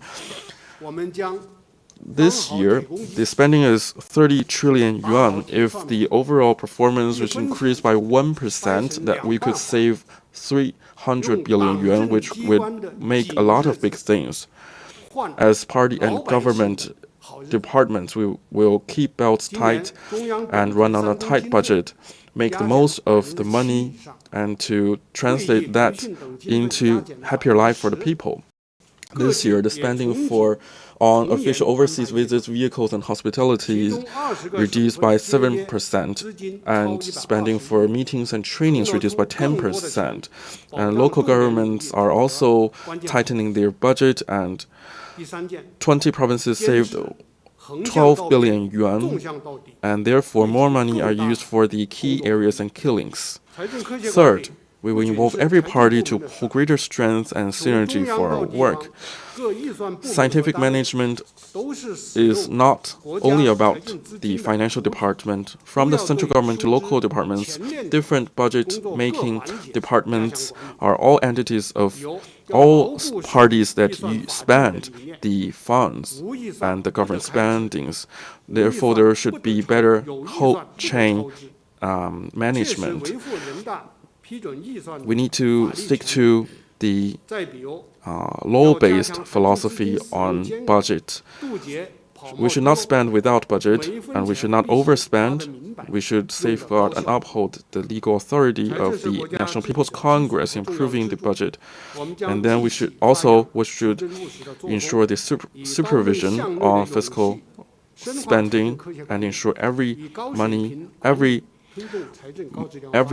penny is used efficiently. We will continue to deepen our scientific fiscal management to ensure the high quality of fiscal affairs to contribute our efforts to the Chinese modernization. Thank you. 好的，谢谢主持人。新京报被一个财经记者提问，我的问题想提给发改委的郑主任。去年“14·5”成就发布会介绍了102项重大工程成就，中国的空间站、大飞机、三北工程等也成为国际社会的热议的中国名片。那我想请问一下郑主任，您怎么看？请问“15·5”时期还有哪些重大工程项目？后续将怎样推进实施？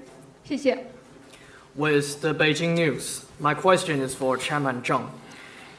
Last year's press conference on the achievements during the 14th five-year plan period presented the progress of 102 major projects.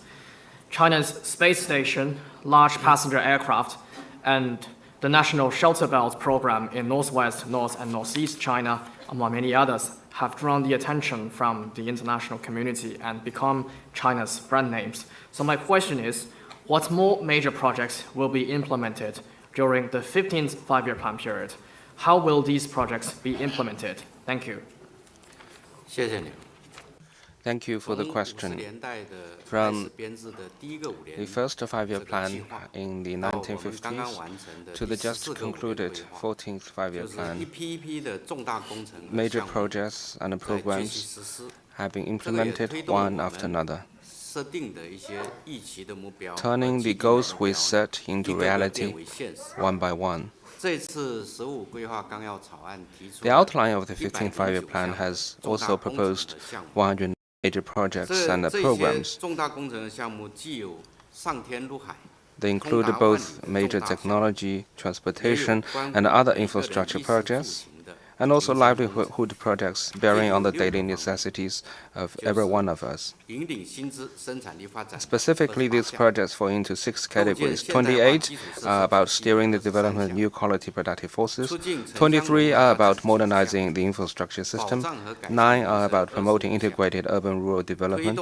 25 are about ensuring and improving people's livelihoods. 18 are about promoting green and low-carbon transition. And 6 are about ensuring security in key areas. We believe that the smooth implementation of these major projects and programs will boost the country's overall strength, strengthen the social safety net, and make life better for our people. To sum up, these major projects can be categorized as 3 batches of major projects. First, with the long-term plans in mind, we will implement a batch of projects with strategic importance. For example, we are going to have a number of trillion-yuan energy projects, including the offshore wind farms, to ensure the development of a modern country and a happy life for our people. And we're also going to implement projects to reduce carbon emissions. And these projects are all very important because that concerns both new increments and also resolving existing challenges. And we are also going to have a major transportation corridors. We are going to have the 8 vertical and 8 horizontal railway network and national expressway network. And we also will have major trunk roads in projects in China's border regions, and all of them will support China's development, also make life more convenient for our people, and also enable us to invest in both physical assets and people.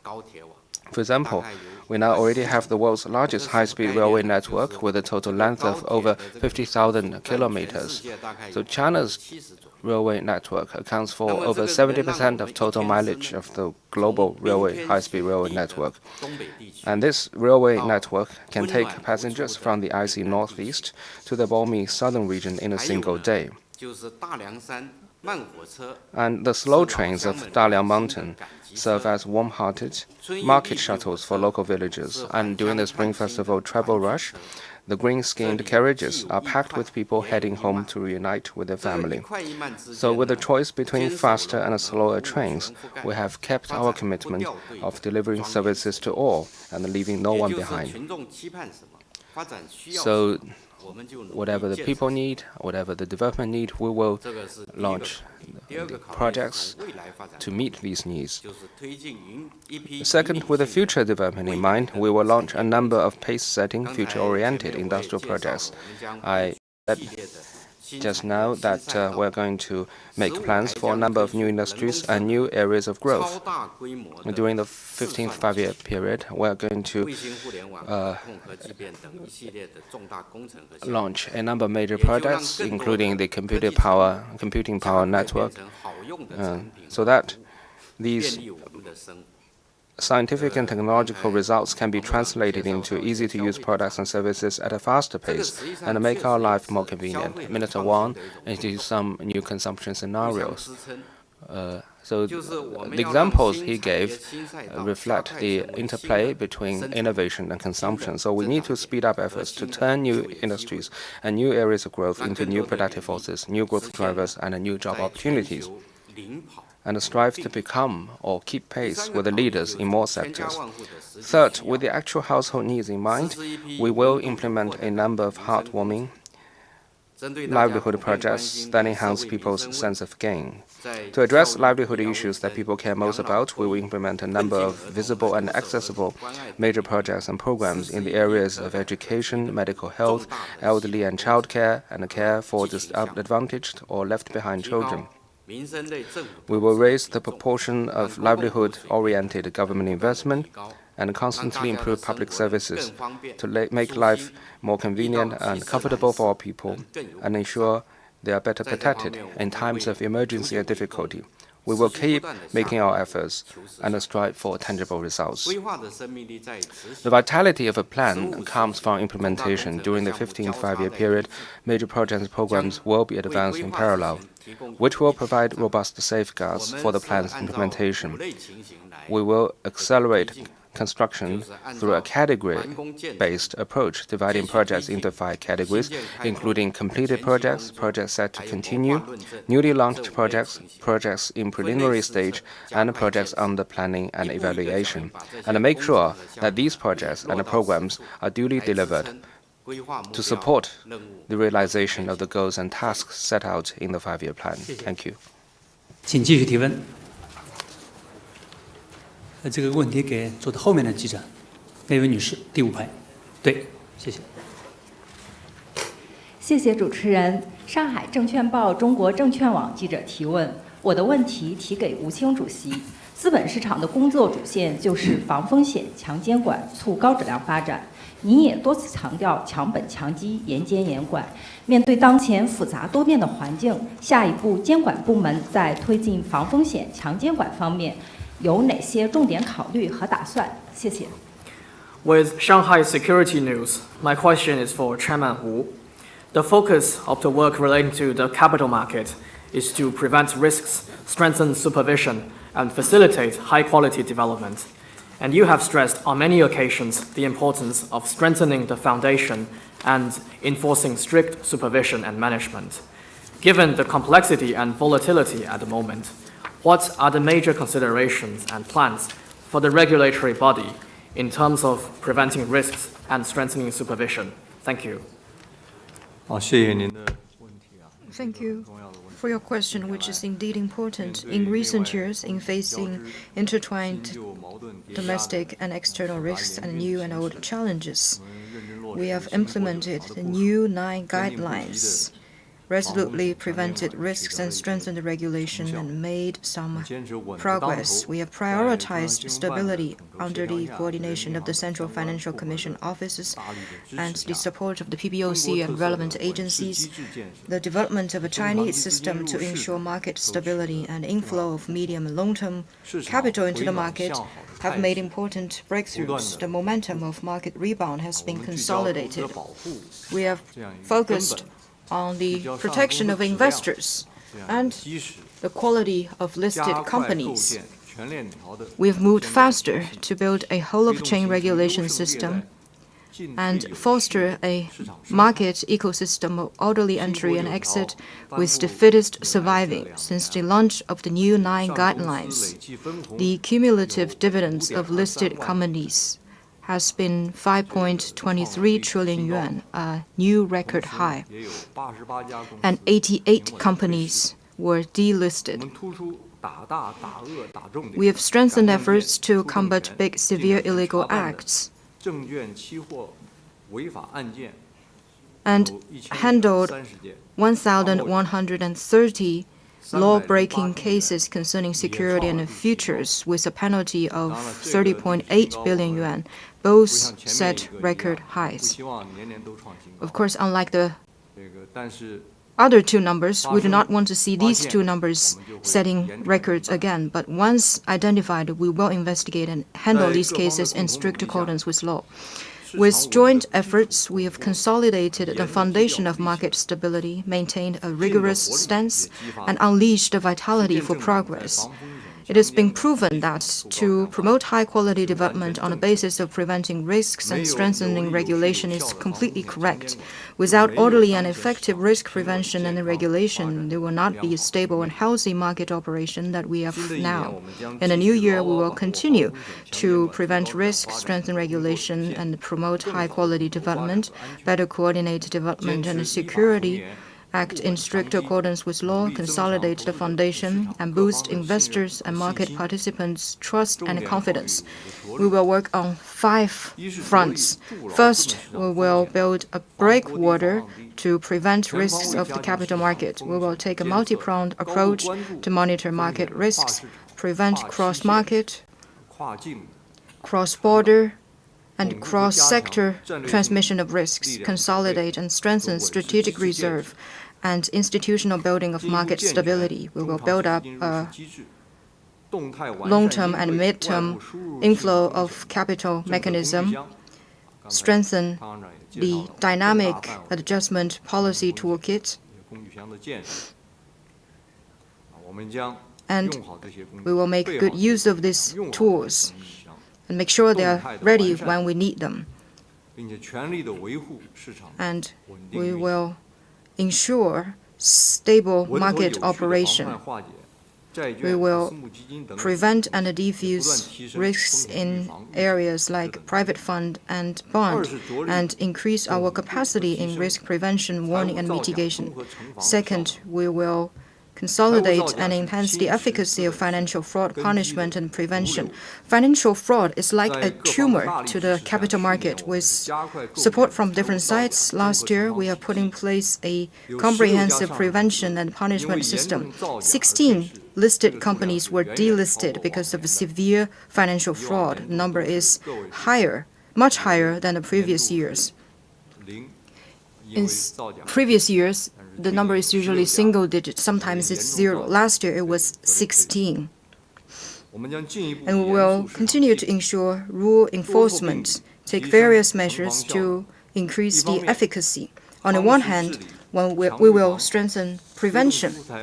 We will roll out regulations on supervision of listed companies and implement the revised guidelines on corporate governance. Enhance the supervision of sponsor representatives and build a clue searching center and monitoring warning mechanism for third-party collaboration in fraud. On the other hand, we will strengthen deterrence. We will step up efforts to investigate and punish financial fraud of listed companies and third-party collaboration. We will strictly implement the requirement that companies with fraud must be delisted to remove the bad apples and break the ecosystem for fraud. Third, we will guide industrial institutions to focus on their main businesses and regulated development. For securities companies, we will revise and adopt dedicated regulations, support head institutions to grow and smaller ones to seek differentiated development, and encourage them to improve governance, strengthen internal control, and seek asymmetric development. For a public fund, we will deepen its reform and guide them to keep to long-term and professional development. The funds must be public, and investment of the interest of investors must be put front and center. For private fund, we will improve the 1+N+X mechanism, improve the mechanisms relating entry, fundraising, custody, and information disclosure, crack down on illegal fundraising, misappropriation, self-financing, self-use, and benefits transfer, so that the sector will develop in a rules-based manner. Fourth, we will strengthen regulation on new type of businesses. The general consideration is to seek benefit and avoid harm, promote orderly development, conduct effective supervision, and prevent risks. We will highlight equity and equality, deepen, refine, and increase the frequency of regulation, adopt regulations for the trade of derivatives, support legal risks management, restrict over-speculation in accordance with law, and strengthen The tokenization regulation of RWA ensures strict ban domestically and strict control overseas. We will develop the crypto asset supervision system planning and crack down on illegal speculation and financing under the pretext of RWA. Fifth, we will foster a safety net to protect the lawful rights and interests of investors. We will facilitate unimpeded remedy channel for investors to safeguard their rights, diversify dispute settlement approaches, promote the enforcement of more representative action, advanced compensation, and other typical civil compensation cases. We will regulate the behaviors of listed companies and their main shareholders, PSCs, and intermediary agencies, strictly investigate and severely punish cloud chasing, concept hyping, manipulation, and other behaviors that will hurt investors' interests, so that the market can truly feel equity and justice, and different market participants will stay committed to law and credibility. Thank you. 谢谢，请大家继续提问。第一排第3位女士，谢谢。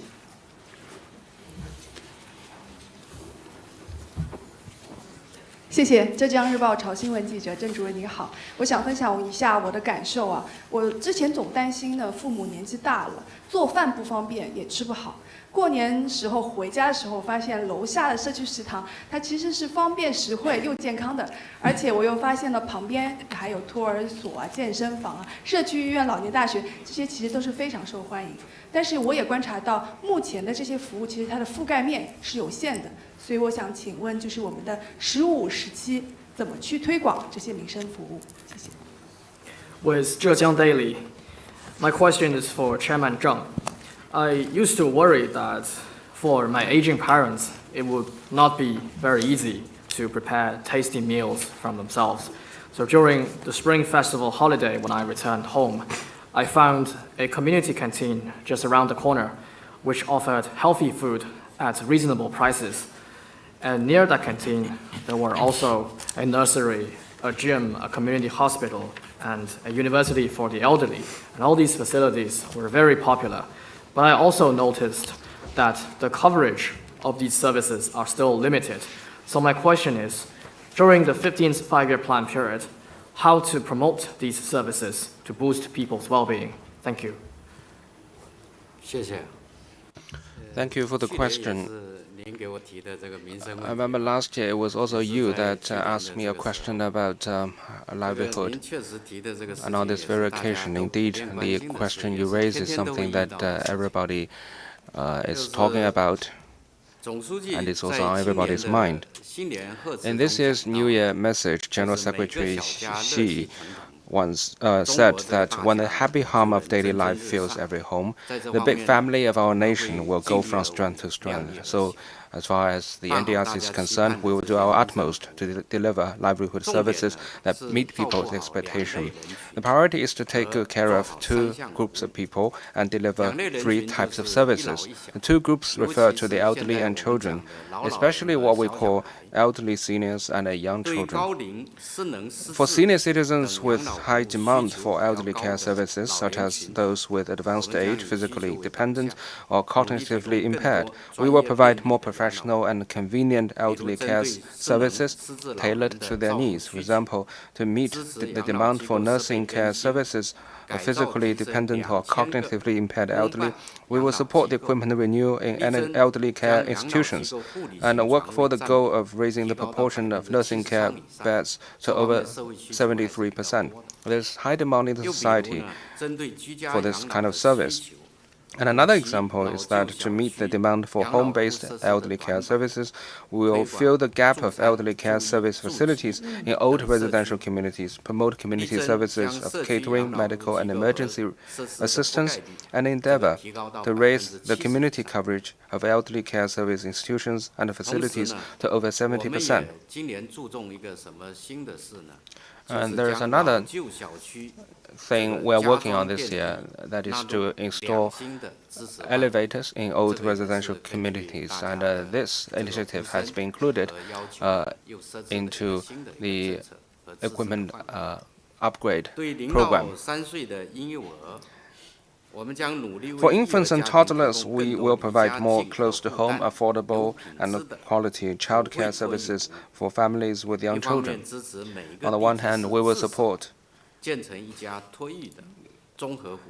every municipality in building at least one comprehensive childcare service center, which will provide functions such as service hub, personnel training, standard setting, and family guidance, so as to set benchmarks for the industry. On the other hand, we will support various localities in developing integrated nursery and kindergarten services and employer-sponsored childcare programs, so as to build a tightly knit network of services that are within easy reach. The three services include medical service, education, and employment. In terms of medical service, we will try to deliver more high-quality services that are close at hand for the people. On medical consultation and treatment, we will implement initiatives to strengthen community-level medical and health services so that the treatment of common diseases, management of chronic diseases, and daily health maintenance services can be processed more at the community level. On rehabilitation, we will carry out the initiative for expanding and improving rehabilitation care services, with top-tier hospitals providing guidance and support, mid-level hospitals playing the primary role, community-level medical and health institutions providing underpinning, and hospitals specialized in rehabilitation care services jointly participating in order to deliver high-quality rehabilitation care services to more people. On education, as I just said, we're going to reach a peak of students in different education stages. So that puts a lot of pressure on us to better allocate available resources. So we will implement targeted measures for different educational stages. For compulsory education, we will focus on balanced education by implementing the project of standardized school development in urban and rural areas.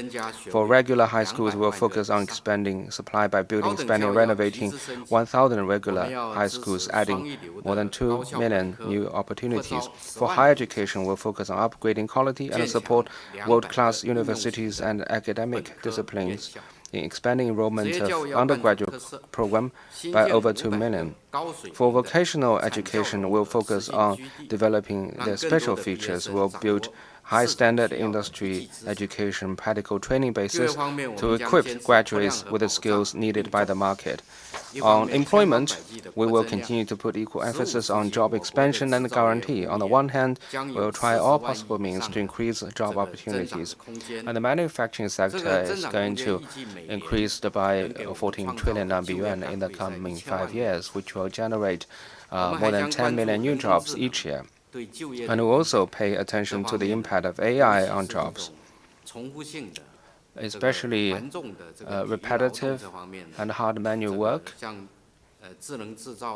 such as the impact of AI on these sectors is becoming more and more visible. And we'll also take multiple measures to strengthen job guarantee. For example, we'll support the destinations of population migration in promoting the coverage of 81 basic public services for all permanent residents, so as to reduce the worries of new urban residents. We also increase the social insurance participation of people with flexible jobs, migrant workers, and workers in new forms of employment. Also for the purpose of reducing the worries of people like delivery workers. Thank you. 谢谢，请大家继续提问。请第一排这位男士提问。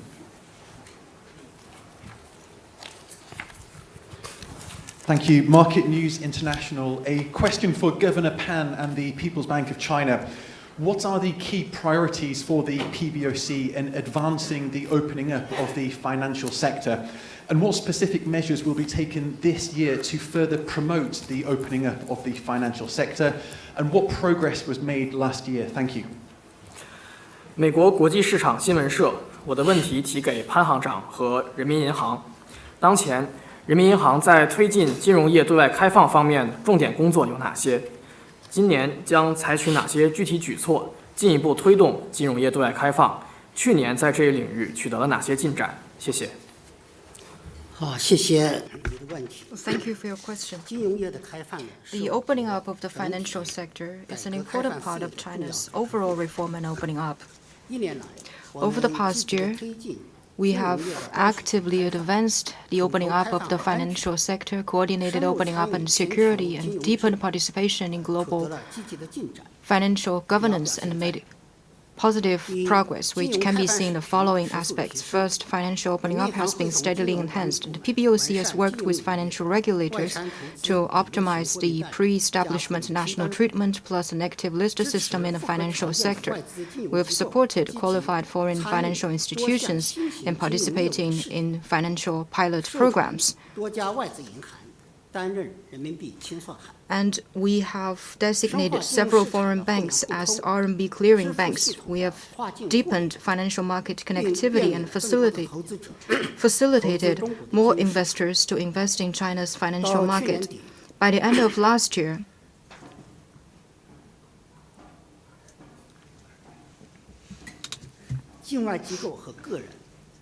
the domestic RMB financial assets held by overseas entities and individuals, including securities, bonds, savings, and loans, was over 10 trillion yuan. In 2025, multiple governments, international development institutions, financial institutions, and large companies issued over 170 billion yuan of panda bonds, whose total size grew by 34%. Now, the panda bonds in China's mainland and typical Chinese bonds overseas, the market has been very dynamic. There have been some reports by Bloomberg and South China Morning Post. Second, we have advanced the internationalization of RMB to provide more diversified monetary choice for entities at home and abroad. We have improved the institutional arrangements for cross-border use of RMB and financial infrastructure, gradually expanded bilateral local currency swap, and supported the use of the money in cross-border trade, investment, and financing. We have promoted the development of offshore RMB markets, increasing the demand for RMB. On a comparable basis, RMB has become China's largest settling currency in foreign exchange receipts and payments, the world's second largest financing currency, and third largest payment currency. Its weight in the IMF SDR currency basket ranked the third, which is provide facilitation for cross-border trade and investment and will help to bring down exchange rate risks and costs. Third, we have steadily carried out international cooperation and participated in international financial governance. We have strengthened the communication and coordination with financial agencies of major economies and led efforts to establish China-EU, China-UK, and China-Canada Financial Working Group, facilitated the establishment of the China-EU Central Bank Governor Annual Meeting Mechanism, and we've opened new prospects in financial cooperation with Global South countries, strengthened practical cooperation with Brazil, Indonesia, the UAE, Egypt, and South Africa. We have supported the launch of the IMF Shanghai Center and facilitated macroeconomic policy coordination and communication between Asia-Pacific countries. Moving forward, the PBOC will continue to steadily advance high-standard financial opening up, service China's high-quality economic development, and build a fairer and more just, inclusive, and resilient global financial governance system. First, we will promote the high-standard opening up of financial services and financial market. We'll keep to the principle of market-oriented, law-based, and internationalized, make financial opening up policies more transparent, stable, and predictable. We will continue to increase the connectivity of domestic and foreign financial markets and the cross-border synergy of payment systems to make it more convenient for foreign investors. We will advance RMB internationalization in an orderly way and develop offshore RMB markets. We will support the development of Shanghai as an international financial center and enhance the role of Hong Kong as an international financial center. Second, we will firmly implement the global governance initiative put forward by General Secretary Xi Jinping and actively participate in the reform of the global financial governance. Last year, on this topic in June at the Lujiazui Forum. I expounded on this topic, which includes that we will strengthen international macro policy communication, promote the multipolar development of the international monetary system, build a safer, more efficient and diversified cross-border payment system, foster diversified and efficient global financial safety net, and better ensure global financial governance, and improve the international financial organization governance to increase the voice and representation of emerging markets and developing countries. Given the current geopolitical context, we are still faced with many challenges in carrying out this work. But geopolitical changes have also created new momentum for reforming global financial systems. There is a stronger call internationally for global financial reform. Third, we will enhance the capacity building of supervision in line with high standard opening up and strengthen financial risk prevention as we open up wider and safeguard national financial security. Thank you. Friends from the media, in the interest of time, this concludes our press conference on economy. Thank you. In the interest of time, today's press conference ends now. Thank you for your participation. Thank you.